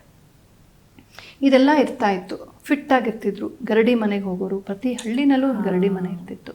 ಹೋಗಿ ಚೆನ್ನಾಗಿ ಅವರು ಶ್ರಮ ವಹಿಸಿ ಬೆವರು ಸುರಿಸೋ ಹಾಗೆ ಗರಡಿಗೆ ಮಾಡೋರು, ಎಕ್ಸಸೈಸು, ಪಟ್ಟು ವರ್ಷಗಳನ್ನು ಮಾಡೋರು, ಕುಸ್ತಿ ಮಾಡ್ತಾಯಿದ್ರು, ಆಮೇಲೆ ಈಜ್ತಾಯಿದ್ರು, ಕುದುರೆ ಓಡಿಸ್ತಾಯಿದ್ರು, ಓಡ್ತಾಯಿದ್ರು, ಬೆಟ್ಟ ಹತ್ತು ಇಳಿತಾಯಿದ್ರು, ಭಾರಗಳನ್ನು ಬಂಡೆ ಎತ್ತೋದು, ಬಂಡೆ ಬೆನ್ಮೇಲೆ ಇಟ್ಕೊಂಡು ನಿಂತ್ಕೊಳ್ಳೋದು, ಹೀಗೆಲ್ಲ ಕಂಡೀಷನ್ ಮಾಡ್ತಾಯಿದ್ರು. ಹಳ್ಳಿಯಲ್ಲೂ ಗರಡಿ ಮನೆ ಇರ್ತಿತ್ತು. ಎಲ್ಲ ವರ್ಣದವರು, ಬ್ರಾಹ್ಮಣ, ಕ್ಷತ್ರಿಯ, ವೈಶ್ಯ, ಶೂದ್ರ ಎಲ್ಲರೂ ಹೋಗೋರು. ಹೆಣ್ಮಕ್ಳು ಕೂಡ ಎಷ್ಟೋ ಜನ ಗರಡಿ ಎಕ್ಸ್ಪರ್ಟ್ಸನ್ನು ನಾವು ನೋಡ್ತೀವಿ. ಈ ಬ್ರಿಟಿಷರ್ಸ್ ಬಂದಿದ್ದು ಎಂಥ ಪಾಪಿಗಳು ಅವರು ಅಂತಂದರೆ, ಈ ಮೆಕಾಲೆ ಸಿಸ್ಟಮ್ ಬಂದಾಗ ಕ್ರೀಡೆಯ ನೆಪದಲ್ಲಿ ಬರೀ ಡ್ರಿಲ್ ತಂದಿಟ್ರು. ಇವತ್ತಿಗೂ ಅದೇ ಮುಂದುವರಿತಾ ಇದೆ. ನಾನು personally I am against the drill. ಏನಿದೆ ಅದರಲ್ಲಿ? ಒಂದು ಕಡೆ ಕುತ್ಕೊಂಡು 1 1 2 2 1 1 2 2 ಮಕ್ಕಳಿಗೆ ಬೆವರು ಬರೋದಿಲ್ಲ. ಅವ್ರಿಗೆ ಏನು ವ್ಯಾಯಾಮ ಅದು ಅಂತ. ಯಾವತ್ತೋ ವರ್ಷದಲ್ಲಿ ಒಂದಿನ ಸ್ಪೋರ್ಟ್ಸ್ ಡೇನೋ, ರಿಪಬ್ಲಿಕ್ ಡೇನೋ ಮಾಡೋ ದಿನ ಡ್ರಿಲ್ ಮಾಡಿಸ್ಬೇಕು ಅಂತ ಇದ್ರೆ ಮಾಡಿಸಿ, ಸಂತೋಷ. 3 ದಿನ ಸಾಕು ಅಭ್ಯಾಸ. 1 1 2 2 ಮಾಡೋಕ್ಕೆ ನಿಮ್ಗೆ ಇಡೀ ವರ್ಷ ಬೇಕಾ? ಮಕ್ಕಳನ್ನ ಆಡಕ್ಕೆ ಬಿಡಬೇಕು. ಕಲ್ಲಲ್ಲಿ, ಮಣ್ಣಲ್ಲಿ, ಆ ಬಿಸಿಲಲ್ಲಿ ಮಕ್ಕಳು ಆಡಬೇಕು. ಎದ್ದು ಬಿದ್ದು ಗಾಯ ಆದರೆ ಆಗಲಿ, ಒಬ್ರೊಬ್ರು ತಳ್ಳಾಡದೆ, ಅದೆಲ್ಲ ನಾವೆಲ್ಲ ಹಾಗೆ ಬೆಳೆದಿರ್ತಾನೆ. ಕಾಲು ತುಂಬ ಗಾಯ ಇರ್ತಿತ್ತು ನನಗೂ ಕೂಡ. ಆಡಬೇಕು, ಬೆದ್ದು ಎದ್ದು ಆಡಬೇಕು, ಕೆಸರಲ್ಲಿ ಆಡಬೇಕು, ಮಣ್ಣಲ್ಲಿ ಆಡಬೇಕು, ಬಿಸಿಲಲ್ಲಿ ಆಡಬೇಕು. ಆವಾಗ ಮಕ್ಕಳಲ್ಲಿ ಚೆನ್ನಾಗಿ ಒಂದು ಅಪಿಟೈಟ್ ಬರುತ್ತೆ, ಚೆನ್ನಾಗಿ ಊಟ ಮಾಡ್ತಾರೆ, ಆರೋಗ್ಯ ಚೆನ್ನಾಗಾಗುತ್ತೆ, ವಿಟಮಿನ್ ಡಿ ಬರುತ್ತೆ. ಮಕ್ಕಳು ಹಾಗೆ ಬೆಳಿಬೇಕು. ಅದ್ರ ಬದಲು ಟೈ ಕಟ್ಟಿಬಿಟ್ಟು ಯಾಕೆ ಬೇಕಾ ಹಾಳಾದ ಟೈ ನಮಗೆ ಈ ದೇಶದಲ್ಲಿ? ಮತ್ತು ಕಾಲಿಗೆ ಆ ವಾಸನೆ ಬರುವಂಥ ಸಾಕ್ಸು, ಈ ಬಿಸಿಲಲ್ಲಿ ಆ ಸಾಕ್ಸು, ಶೂಸ್ ಎಲ್ಲ ಅವ್ರ ದೇಶಕ್ಕೆ ಏನು ಬೇಕೋ ಆ ಥರ ಇದೆ ಅದು. ಆ ಚಳಿಗೆ ಏನು ಬೇಕೋ ಅದು. ಅದನ್ನು ಇಲ್ಲಿ ನಮ್ಮ ಮಕ್ಕಳ ಮೇಲೆ ಹೇರ್ಬಿಟ್ಟು 1 1 2 2 1 1 2 2 ಅಂತ PT ಪೀರಿಯಡ್ 1 ಗಂಟೆ ವೇಸ್ಟ್. ಆಮೇಲೆ ಅದರ ಮಧ್ಯೆ ಯಾರಿಗಾದ್ರೂ ಇಂಟ್ರೆಸ್ಟ್ ಇದ್ದರೆ ಸ್ಕೂಲ್ ಟೈಮ್ ಆದಮೇಲೆ ಅರ್ಧಕ್ಕರ್ಧ ಪೇರೆಂಟ್ಸ್ ಎಲ್ಲ ನಡಿ ಮನೆಗೆ ಅಂದ್ಬಿಡ್ತಾರೆ. ಆಮೇಲೆ ಆಟ. ತೀರಾ ಪ್ಯಾಷನ್ ಇರೋ ಕೆಲವು ಮಕ್ಕಳು ಮಾತ್ರ ಹಾಕಿ, ಬ್ಯಾಡ್ಮಿಂಟನ್, ಎಷ್ಟೋ ಮಕ್ಕಳ ಸ್ಪೋರ್ಟ್ಸ್ದು ಕ್ರೀಡಾ ಇದು ಅಲ್ಲೇ ಕಟ್ಟಾಗೋ. ಆ ಹಾಳಾದ ಡ್ರಿಲ್ ಮಾಡಿಸೋ ಬದಲು ಯೋಗಾಸನ ಮಾಡಿಸ್ಬೋದಾ? 20 ನಿಮಿಷ ಮಕ್ಕಳಿಗೆ 20 ನಿಮಿಷ ಸಾಕು. ಯೋಗಾಸನ ಮಾಡಿ ಪ್ರಾಣಾಯಾಮ ಮಾಡಿಸ್ಬಿಟ್ರೆ ಇನ್ನು 10-15 ನಿಮಿಷ ಏನಾದ್ರು ಆಟಕ್ಕೆ ಬಿಡ್ಬೋದು, ಅಥವಾ ಡ್ರಿಲ್ಲೇ ಮಾಡಿಸ್ಕೊಳ್ಳಿ, ಯಾರಿಗೆ ಬೇಡ ಅಂತ ಅಲ್ವಾ? ಸೊ ಇಷ್ಟು ಮಾಡಿದ್ರು ಎಷ್ಟು ಉಪಯೋಗ ಆಗುತ್ತೆ. ಯಾಕೆ ನಾವು ಸ್ವಂತವಾಗಿ ಯೋಚನೆ ಮಾಡಲ್ಲ ಅಂತ. ಈ ಕಾರ್ಯಕ್ರಮ ನೋಡ್ತಾ ಇರುವಂಥ ಶಿಕ್ಷಕರು ಇದ್ದರೆ, ಸ್ಕೂಲ್ ಮ್ಯಾನೇಜ್ಮೆಂಟ್ಸ್ ಇದ್ದರೆ, ದಯವಿಟ್ಟು ಯೋಚನೆ ಮಾಡಿ. ಆ ಬ್ರಿಟಿಷರ್ಸ್ ಬಿಟ್ಟು ಹೋದಂಥ ಎಲ್ಲ ಫಿಲ್ತನ್ನ ಉಳಿಸ್ಕೋಬೇಕಾ ನಾವು? ಆ ಕಲನಿಯಲ್ ಇಂಪ್ರಿಂಟ್ಸ್ನ ಉಳಿಸ್ಕೋಬೇಕಾ? ಡ್ರಿಲ್ ಅನ್ನೋದು ಏನು, ಒಂದು ಸಮೂಹದಲ್ಲಿ ನಾವೆಲ್ಲ ಒಂದು ಪ್ರೆಸೆಂಟ್ ಮಾಡೋದಕ್ಕೆ ಸ್ಪೋರ್ಟ್ಸ್ ಡೇ, ಆನ್ಯುವಲ್ ಡೇ, ಅದು ಇದಕ್ಕೆ ಬೇಕು ನಿಜ. ಅದಕ್ಕಾಗಿ ಇಡೀ ವರ್ಷ ಬೋರ್ ಹೊಡಿಸ್ಬೇಕಾ ಮಕ್ಕಳನ್ನ? ಸೀರಿಯಸ್ಲಿ ಯೋಚನೆ ಮಾಡಿ ನೋಡ್ಬೇಕು. ಎಕ್ಸಾಕ್ಟ್ಲಿ. ಸೊ ಯೋಗವನ್ನ ನಮ್ಮ ಜೀವನದಿಂದ ದೂರ ಮಾಡೋಕ್ಕೆ ಮಾಡಿದ್ದು. ಆಮೇಲೆ ನಮ್ಮ ಗರಡಿ ಮನೆಗಳಿಗೆಲ್ಲ ಬರ್ತಾ ಇದ್ದ ಅದಕ್ಕಿದ್ದಂಥ ಭೂಮಿಗಳನ್ನೆಲ್ಲ ಕಬಳಿಸಿ ಅದಕ್ಕೆಲ್ಲ ಬಡತನ ಕೀಳಿಸಿ ಈ ಗರಡಿ ಮನೆಯಲ್ಲಿ ಪಳಗುವಂಥ ಅವನ್ನೆಲ್ಲ ಗೂಂಡಾಗಳ ಥರ ನೋಡಿ ಅವ್ರನ್ನೆಲ್ಲ ಥಗ್ಸ್ ಅಂತ ಹೇಳಿ ಅವ್ರಿಗೆ ಹೆಸರು ಕೆಡಿಸಿ, ಆ್ಯಕ್ಚುಲಿ ಅವರೆಲ್ಲ ಹನುಮಂತನ ಉಪಾಸನೆ ಮಾಡ್ಕೊಂಡು ಬ್ರಹ್ಮಚರ್ಯ ಪಾಲನೆ ಮಾಡ್ತಾರೆ. ಅವರೆಲ್ಲ ರಾಜ ಅಂತವ್ರ ಸೈನ್ಯಕ್ಕೆ ತಗೊಳ್ತಾ ಇದ್ರು. ನಮ್ಮ ಬೆಂಗಳೂರಿನಲ್ಲೇ ಎಷ್ಟು ಗರಡಿ ಮನೆಗಳಿದ್ವು. ನಮ್ಮ ತಾತ ಗರಡಿಗೆ ಹೋಗ್ತಾ ಇದ್ರು. ನನ್ನ ಪೂರ್ವಜರೆಲ್ಲ ಅದರಲ್ಲಿದ್ದರು. ನನ್ನ ಅಣ್ಣನೇ ಒಬ್ಬ ರೆಸ್ಲರ್ ಆಗಿದ್ದ. ನಮ್ಮ ಮನೆತನದಲ್ಲೇ ನಾನು ನೋಡಿದ್ದೀನಿ. ಒಳ್ಳೊಳ್ಳೆ ಮನೇಲಿ ಇಟ್ಕೊಂಡೆಲ್ಲ ಮಾಡ್ತಾಯಿದ್ರು. ತುಂಬ ಆರೋಗ್ಯವಾಗಿದ್ದರು ಅವರೆಲ್ಲ ಅದೆಲ್ಲ ಮಾಡುವಾಗ. ಇವತ್ತು 6 ವರ್ಷದ 5 ವರ್ಷದ ಮಕ್ಕಳಿಗೆಲ್ಲ ನಿಮಗೆ ಡಯಾಬಿಟೀಸ್ ಇರುತ್ತೆ, BP ಇರುತ್ತೆ, ಹುಷಾರಿರಲ್ಲ. 16 ವರ್ಷಕ್ಕೆಲ್ಲ ಸಮಸ್ಯೆಗಳು. ಒಂದು ಮಗು ಆದ ತಕ್ಷಣ ಟುಸ್ಸು ಹೆಣ್ಮಕ್ಳಿಗೆ. ಯಾಕೆ ಹಿಂಗೆ ಆಗ್ತಾ ಇದೆ? ಏಕೆಂದರೆ ಸರಿಯಾದ ವ್ಯಾಯಾಮ ಇಲ್ಲ. ಶಾಲೆಯಲ್ಲಿ ಆ ಉಸಿರುಗಟ್ಟಿಸೋ ಯೂನಿಫಾರ್ಮ್ ಹಾಕಿ ಒಳಗೆ ಕೊಡಿಸ್ಬಿಡ್ತಾರೆ, ಬ್ಲೇಸರ್ ಬೇರೆ ಇದ್ರ ಜೊತೆ. ಯಾವ ಫ್ಯಾಷನ್ ಇದು, ಯಾವ ಮಾಡರ್ನಿಟಿ ಇದು? ಅವ್ರು ಹಾಕಿದೆಲ್ಲ ಹಾಕೋದು ಮಾಡರ್ನ. ಸ್ವಂತ ಬುದ್ಧಿನೇ ಇಲ್ವಾ ನಮಗೆ? ಯಾಕೆ ಭಾರತೀಯ ವೇಷ ಹಾಕಬಾರ್ದು? ಕರ್ನಾಟಕದಂಥ ಇಂಥ ಟ್ರಾಪಿಕಲ್ ಕ್ಲೈಮೇಟಲ್ಲಿ ನೂಲಿನ ಬಟ್ಟೆ, ಹಿತವಾದ ಬಟ್ಟೆ, ಲೂಸ್ ಆಗಿರೋ ನೂಲಿನ ಬಟ್ಟೆ, ಮಕ್ಕಳಿಗೆ ಹಾಯಾಗಿರುವಂಥದ್ದು ಯಾಕೆ ಹಾಕ್ಬಾರ್ದು? ಯಾತಕ್ಕೆ ಸಿಂಥೆಟಿಕ್ ಬಟ್ಟೆನ ಯೂನಿಫಾರ್ಮ್ ಮಾಡಬೇಕು? ಯಾತಕ್ಕೆ ಅನಗತ್ಯವಾಗಿ ಇಷ್ಟೊಂದು ಶೂ, ಟೈ, ಬ್ಲೇಸರು, ಇದು ಮತ್ತೊಂದು ಇಷ್ಟೆಲ್ಲ ಬೇಕಾ? ಸೀರಿಯಸ್ಲಿ ಎಲ್ಲೋ ಒಂದು ಕಡೆ ಯೋಚನೆ ಮಾಡ್ಬೇಕು ನಾವು. ಮಕ್ಕಳು ಹಾಯಾಗಿರ್ಬೇಕಾದ ವಯಸ್ಸಲ್ಲಿ ತೀರಾ ಉಸಿರುಗಟ್ಟಿಸ್ತಾ ಇದ್ದೀವಿ. ಯಾವ ಫಾರ್ಮಾಲಿಟಿ ಇದು? ಯಾರನ್ನು ಮೆಚ್ಚೋಕ್ಕೆ? ಯಾವ ಗ್ಲೋಬಲ್ ಸ್ಟ್ಯಾಂಡರ್ಡ್ಸು? ಯಾವನೋ ಅಲ್ಲಿ ನಮ್ಮನ್ನು ಲೂಟಿ ಮಾಡ್ಕೊಂಡು ಹೋದಂಥ ಒಬ್ಬ ಕಳ್ಳರ ದೇಶ ಜಗತ್ತ ಮೇಲೆಲ್ಲ ತನ್ನ ಮತಾಂಧತೆಯಲ್ಲಿ, ಅಹಂಕಾರದಲ್ಲಿ, ರೇಸಿಸ್ಟ್ ಕಾಂಪ್ಲೆಕ್ಸಲ್ಲಿ ತಲೆ ಮೇಲೆ ಹೇರಿತ್ತು. ಅದನ್ನು ನಾವು ಗ್ಲೋಬಲ್ ಅಂತ ಹೇಳಿಬಿಟ್ಟು ಇಟ್ಕೊಂಡಿದ್ದೀವಲ್ಲ, ಅರ್ಥ ಇದೆಯಾ ಅಂತ? ಸೀರಿಯಸ್ಲಿ ಚೈನಾ ಅವ್ರಿಗೆ ಅದಿಲ್ಲ ಸಮಸ್ಯೆ, ಜಪಾನ್ ಅವ್ರಿಗೆ ಆ ಸಮಸ್ಯೆ ಇಲ್ಲ. ನಮಗೆ ನಾವೇ ಹಿಂಗಾಡೋದು. ಕರೆಕ್ಟ್. ಯಾವತ್ತು ಈ ವೆಸ್ಟರ್ನ್ ಡ್ರೆಸ್ ಬಗ್ಗೆ, ವೆಸ್ಟರ್ನ್ ಫಾರ್ಮ್ಯಾಲಿಟೀಸ್ನ ಗ್ಲೋಬಲ್ ಅಂತ ಒಪ್ಕೊಳ್ಳೋದನ್ನು ಬಿಡ್ತೀವೋ ಆವತ್ತು ಉದ್ಧಾರವಾಗ್ತೀವಿ. ಇಡೀ ಜಗತ್ತಿಗೆ ಬೇಕಾದಂಥ ಕೆಲವು ಇಟ್ಕೊಳ್ಳೋಣ, ಬೇಡ ಅಂತ ನಾನು ಹೇಳಲ್ಲ. ಆದರೆ ಡ್ರೆಸ್ ಅವ್ರವ್ರ ಪರ್ಸ್ನಲ್ ಇಂಟ್ರೆಸ್ಟ್ ಅಲ್ಲ. ಕರೆಕ್ಟ್. ಅದೇ ನೋಡಿ, ಈಗ ನಿಮ್ಮ ಕಮ್ಯುನಿಟಿಲಿ ಎಲ್ಲಿ ಹೋದ್ರು ಹಾಕೊಂಡು ಹೋಗ್ತಾರೆ, ಅವ್ರು ಬುರ್ಕ ಹಾಕೊಂಡು ಹೋಗ್ತಾರೆ, ಕಲ್ಕತ್. ಯಾರೇನು ಅವ್ರ ತಂಟೆಗೆ ಬರೋ ಧೈರ್ಯ ಇದೆ ಯಾರಿಗಾದ್ರು? ಚಾನ್ಸೇ ಇಲ್ಲ. ಹಾಂ, ಯಾಕೆ ನಮ್ಗಾಗಿ ಬರ್ತಾ ಇಲ್ಲ? ಯಾಕೆ ಭಾರತೀಯರಿಗೆ ಬರ್ತಾ ಇಲ್ಲ ಅಲ್ವಾ? ಕರೆಕ್ಟ್. ಸೊ ಆ ಹೆಮ್ಮೆ ಬರಬೇಕು ನಮಗೆ. ಸೊ ಯೋಗ ವಾಪಸ್ ಬರಬೇಕು. ನಮ್ಮ ಶಾಲೆಗಳಲ್ಲಿ ಯೋಗ ಬರಬೇಕು. ಪ್ರತಿಯೊಂದು ಮಗುವಿಗೂ ಯೋಗ ಗೊತ್ತಿರಬೇಕು. ಯೋಗ ಅಂದರೆ ಏನು ಅಂತ ಯಾವಾಗಲೂ 30-40 ವರ್ಷ ಬೊಜ್ಜು ಗಿಜ್ಜು ಬಂದಾದಮೇಲೆ, ಬೆನ್ನು ಶುರು ಆದಮೇಲೆ ಆವಾಗ ಯೋಗ ಹೋಗೋದಲ್ಲ. ಚಿಕ್ಕ ವಯಸ್ಸಲ್ಲೇ 10-12 ವರ್ಷ ವಯಸ್ಸಿಗೆ ಸರಳವಾದ ಯೋಗ ಮಾಡಿಸ್ತಾ 20 ವಯಸ್ಸು ಬರೋ ಹೊತ್ತಿಗೆ ದೇಹ ಸಂಪೂರ್ಣವಾಗಿ ಸುದೃಢವಾಗಿ ಯೋಗ ಮಾಡೋ ಥರ ಎಲ್ಲರೂ ಆಗಿಬಿಟ್ರೆ ಅಲ್ಲೇ ಅರ್ಧ ಹೆಲ್ತ್ ಪ್ರಾಬ್ಲಮ್ಸ್ ಕಡಿಮೆ ಆಗುತ್ತೆ. ಯೋಗ ಜೊತೆ ಪ್ರಾಣಾಯಾಮ.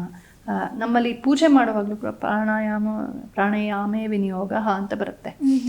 ನಿಮಿಷ ನಿಂತು ತಡೆದು ಎಲ್ಲ ನಿಲ್ಲಿಸ್ಬಿಟ್ಟು ಪ್ರಾಣಾಯಾಮ ಮಾಡಬೇಕು. ಸುದೀರ್ಘವಾಗಿ ಉಸಿರಾಟ ಮಾಡಿ ಉಸಿರನ್ನು ನಿಯಂತ್ರಣಗೊಳಿಸಿ ಮನಸ್ಸನ್ನು ಶಾಂತಗೊಳಿಸಿ ಆ ಭಗವದ್ ಭಾವಕ್ಕೆ, ಧ್ಯಾನ ಭಾವಕ್ಕೆ ಆಮೇಲೆ ಪೂಜೆ ಮಾಡುವಂಥದ್ದು. ಈಗ ಅದರ ಅರ್ಥ ಗೊತ್ತಿಲ್ಲದಿರೋರಿಗೆ ಮೂಗು ಮುಟ್ಬಿಟ್ಟು ಕಂಟಿನ್ಯೂ ಮಾಡಿಬಿಡ್ತಾರೆ. ಪ್ರಾಣಾಯಾಮ ವಿನಿಯೋಗ ಅಂತ, ಅದು ಅರ್ಜೆಂಟು, ಎಲ್ಲದಕ್ಕೂ ನಕ್ಷತೆ, ಹಂಗಲ್ಲ. ಅದಿರೋದು ಅದಕ್ಕೆ ತಡೆದು. ಏಕೆಂದರೆ ಎಲ್ಲೆಲ್ಲೋ ಹೋಗಿ ಓಡಾಡಿ ಮಾತಾಡಿ ಏನೇನೋ ಕೆಲಸ ಮಾಡಿ ಬಂದಿರ್ತೀವಿ. ಸೊ ನಮಗೆ ಆ ತಕ್ಷಣ ಮನಸ್ಸಲ್ಲಿ ತೊಡಗಬೇಕಲ್ಲ, ಅದಕ್ಕೆ ಸುದೀರ್ಘವಾದ ಪ್ರಾಣಾಯಾಮ, ನಿಧಾನವಾದ ಉಸಿರಾಟ, ಭಗವದ್ ನಾಮಸ್ಮರಣೆ, ನ್ಯಾಸ ಅದೆಲ್ಲ ಮಾಡೋದು ಯಾಕೆಂದರೆ ಹರಿಹಂಚಿ ಹೋದ ಮನಸ್ಸನ್ನು ಪ್ರತ್ಯಾಹಾರ ಮಾಡಿ ಧಾರಣ ಮಾಡಿ ಧ್ಯಾನದಲ್ಲಿ ತೊಡಗಿಸೋದಕ್ಕಾಗಿ ತುಂಬ ಚೆನ್ನಾಗಿದೆ. ಹಾಗಾಗಿ ಈ ಯೋಗ ಜೀವನ ಇದೆಯಲ್ಲ, ಇದನ್ನೆಲ್ಲ ಜೀವನದಲ್ಲಿ ರೂಢಿಸ್ಕೊಳ್ಳೋದು, ಶುದ್ಧವಾದ ಆಹಾರ ತಿನ್ನುವಂಥದ್ದು, ನಮ್ಮ ಪ್ರದೇಶಕ್ಕೆ ಯೋಗ್ಯವಾದ ಆಹಾರ ತಿನ್ನುವಂಥದ್ದು, ಹೀಗೆ ಯೋಗದಂಥ ವ್ಯಾಯಾಮಗಳು, ಮತ್ತು ನಡುಗೆ ಮತ್ತು ಮನೆ ಕೆಲಸ ಮಾಡುವಂಥದ್ದು. ಏನು ಕೆಲಸ ಇಲ್ಲದಿದ್ರು ಒಂದು ಕೆಲಸವನ್ನು ಇಟ್ಕೊಂಡ್ಬಿಡ್ತಾರೆ. ಅವಳು ಚೆನ್ನಾಗಿ ಫಿಟ್ಟಾಗಿರ್ತಾಳೆ. ನಾವು ಮದುವೆಲಿ ಕೊಂಡ್ಕೊಂಡಿದ್ದ ಒಳ್ಳೊಳ್ಳೆ ಬ್ಲೌಸು ಸೀರೆ ಎಲ್ಲ ಅವಳು ಕೊಟ್ಟರೆ ಲಕ್ಷಣವಾಗಿ ಕಾಣಿಸುತ್ತೆ. ನಮ್ಗೆ ಯಾವುದು ಫಿಟ್ ಆಗಲ್ಲ. ಯಾಕೆ ಟುಸು ಪುಸು ಅಂತ ಕೂತ್ಕೊಂಡಿರ್ತೀವಿ. ಯಾಕಷ್ಟು ಅಹಂಕಾರ? ನಮ್ಮನೆ ಕೆಲಸ ಮಾಡೋಕ್ಕೆ ನಮ್ಗೆ ಯಾಕೆ ಅಹಂಕಾರ? ನಾವೇ ಗುಡಿಸಿ ಸಾರಿಸಿ ಮೈ ಬಗ್ಸಿ ಸ್ವಲ್ಪ ಕೆಲಸ ಮಾಡಿ ಲವಲವಿಕೆಯಿಂದ ಇರೋಣ, ಖುಷಿಯಾಗಿರೋಣ. ನಾವು ಕೆಲಸ ಮಾಡ್ತಾಯಿದ್ರೆ ಮಕ್ಕಳು ಕೂಡ ಅದನ್ನು ಕಲಿಯುತ್ತವೆ. ಕರೆಕ್ಟ್. ನನ್ನ ಯಾವುದೋ ಒಂದು ಹಳ್ಳಿಗೆ ಹೋಗಿದ್ದೆ, ಅದೊಂದು ಅಜ್ಜಿ ಹೇಳ್ತಾ ಇದ್ರು, ಮನೆ ಹೆಂಗಸು ಯಾವಾಗಲೂ ಕೆಲಸ ಮಾಡ್ತಾ ಇರಬೇಕು ಅಂತ. ಯಾಕಜ್ಜಿ ಅಂತ ಕೇಳಿದ್ರೆ, ಅಮ್ಮ ಸೋಮಾರಿಯಾಗಿ ಕುತ್ಕೊಂಡಿರೋದು ನೋಡಿದ್ರೆ ಮಕ್ಕಳು ಸೋಮಾರಿಗಳಾಗ್ಬಿಡ್ತಾರೆ ಮಗು ಅಂತ ಹೇಳ್ತಾರೆ ಅಜ್ಜಿ. ಆ ಅಜ್ಜಿ ಯಾವ ಸ್ಕೂಲ್ಗೂ ಹೋಗೋದಿಲ್ಲ, ಅದಕ್ಕೆ ಸ್ವಂತ ಬುದ್ಧಿ. ಕರೆಕ್ಟ್. ತಾಯಿ ಸೋಮಾರಿ ಆಗಿರೋದನ್ನ ಮಕ್ಕಳು ನೋಡಬಾರ್ದು ಅಂತ. ಎಂಥ ವ್ಯಾಲ್ಯೂ ಅಲ್ವಾ ಅದು. ಸೀರಿಯಸ್ಲಿ ನನಗಿನ್ನೂ ಮದುವೆನೂ ಆಗಿರಲಿಲ್ಲ, ಬಟ್ ಅದು ಯಾವಾಗಲೂ ಮನಸ್ಸಲ್ಲಿ ಇಟ್ಕೊಂಡಿರ್ತೀನಿ. ನಾವು ಟಕ ಟಕ ಟಕ ಟಕ ಟಕ ಅಂತ ಲೈವ್ಲಿ ಆಗಿರಬೇಕು. ಮಕ್ಕಳಿಗೆ ಅದೇ ಒಂದು ಪಾಠ. ಎಕ್ಸಾಕ್ಟ್ಲಿ. ಎಲ್ಲೋ ಕಳೆಕಾಯಿ ತಿನ್ಕೊಂಡು 3 ಹೊತ್ತು ಒಂದು ಕೋಚ್ ಮೇಲೆ ಮಲ್ಕೊಂಡು ಕೆಲಸದವ್ರ ಕೈಲಿ ಕೆಲಸ ಮಾಡಿಸ್ತಿರೋವಾಗ ಮಕ್ಕಳು ನಾನು ಹಾಗೆ ಇರಬೇಕು, ಕೆಲಸದವ್ರು ಮಾಡಲಿ, ನಾನು ಹಿಂಗೆ ಬಿತ್ಕೊಂಡಿರ್ತೀನಿ ಅಂತ ಅಂದ್ಕೊಳ್ತಾರೆ. ಹಾಗಾಗಿ ಆದಷ್ಟು ಕೈಲಾಗಲಿಲ್ಲ, ವಿಧಿ ಇಲ್ಲ, ಕೆಲಸದವ್ರು ಆದರೆ ಆದಷ್ಟು ನಮ್ಮ ಕೆಲಸ ನಾವೇ ಮಾಡೋದು. ತಗ್ಗೋದು, ಬಗ್ಗೋದು, ಮಾಡೋದು, ಕೆಳಗೆ ಕೂತ್ಕೊಂಡು ತರಕಾರಿ ಹೆಚ್ಚೋದು. ಎಷ್ಟೋ ಜನಕ್ಕೆ ಚಕ್ಕನ್ ಮಟ್ಲು ಹಾಕೊಳ್ಳೋಕ್ಕೆ ಆಗಲ್ಲ, ಕಾಲಿಗೆ ಅಭ್ಯಾಸ ಹೊರಟೋಗಿರುತ್ತೆ. ಇಂಥದನ್ನೆಲ್ಲ ರೂಢಿಸ್ಕೋಬೋದು. ಅದು ದಿನನಿತ್ಯದ ಯೋಗ ಅಂತ ಹೇಳ್ಬೋದು. ಕ್ರಮ ಅಂತ ಇಲ್ಲದೆ ಹೋದರೂ ಅದೊಂದು ಯೋಗವೇ. ಈ ಥರ ಯೋಗದ ಮೂಲಕ, ಯೋಗಾಸನದ ಮೂಲಕ, ಪ್ರಾಣಾಯಾಮದ ಮೂಲಕ ಆರೋಗ್ಯವನ್ನು ಕಾಪಾಡಿಕೊಳ್ಳೋಣ, ಸುದೃಢವಾದಂಥ ಭಾರತವನ್ನು ಕಟ್ಟೋಣ ಅಂತ ನಾನು ಪ್ರಾರ್ಥಿಸ್ತೀನಿ. ಟಿವಿ ವಿಕ್ರಮ, ದೇಶ ನಿಮ್ಮ ಕೈಯಲ್ಲಿ. ಈ ಕಾರ್ಯಕ್ರಮ ನಿಮಗೆ ಇಷ್ಟ ಆಗಿದ್ದಲ್ಲಿ ಲೈಕ್, ಶೇರ್ ಹಾಗೂ ಕಮೆಂಟ್ ಮಾಡಿ. ಟಿವಿ ವಿಕ್ರಮದ ಕಾರ್ಯಕ್ರಮಗಳನ್ನು ನಿರಂತರವಾಗಿ ವೀಕ್ಷಿಸಲು ಸಬ್ಸ್ಕ್ರೈಬ್ ಮಾಡಿ, ಬೆಲ್ ಐಕನ್ ಒತ್ತಿ.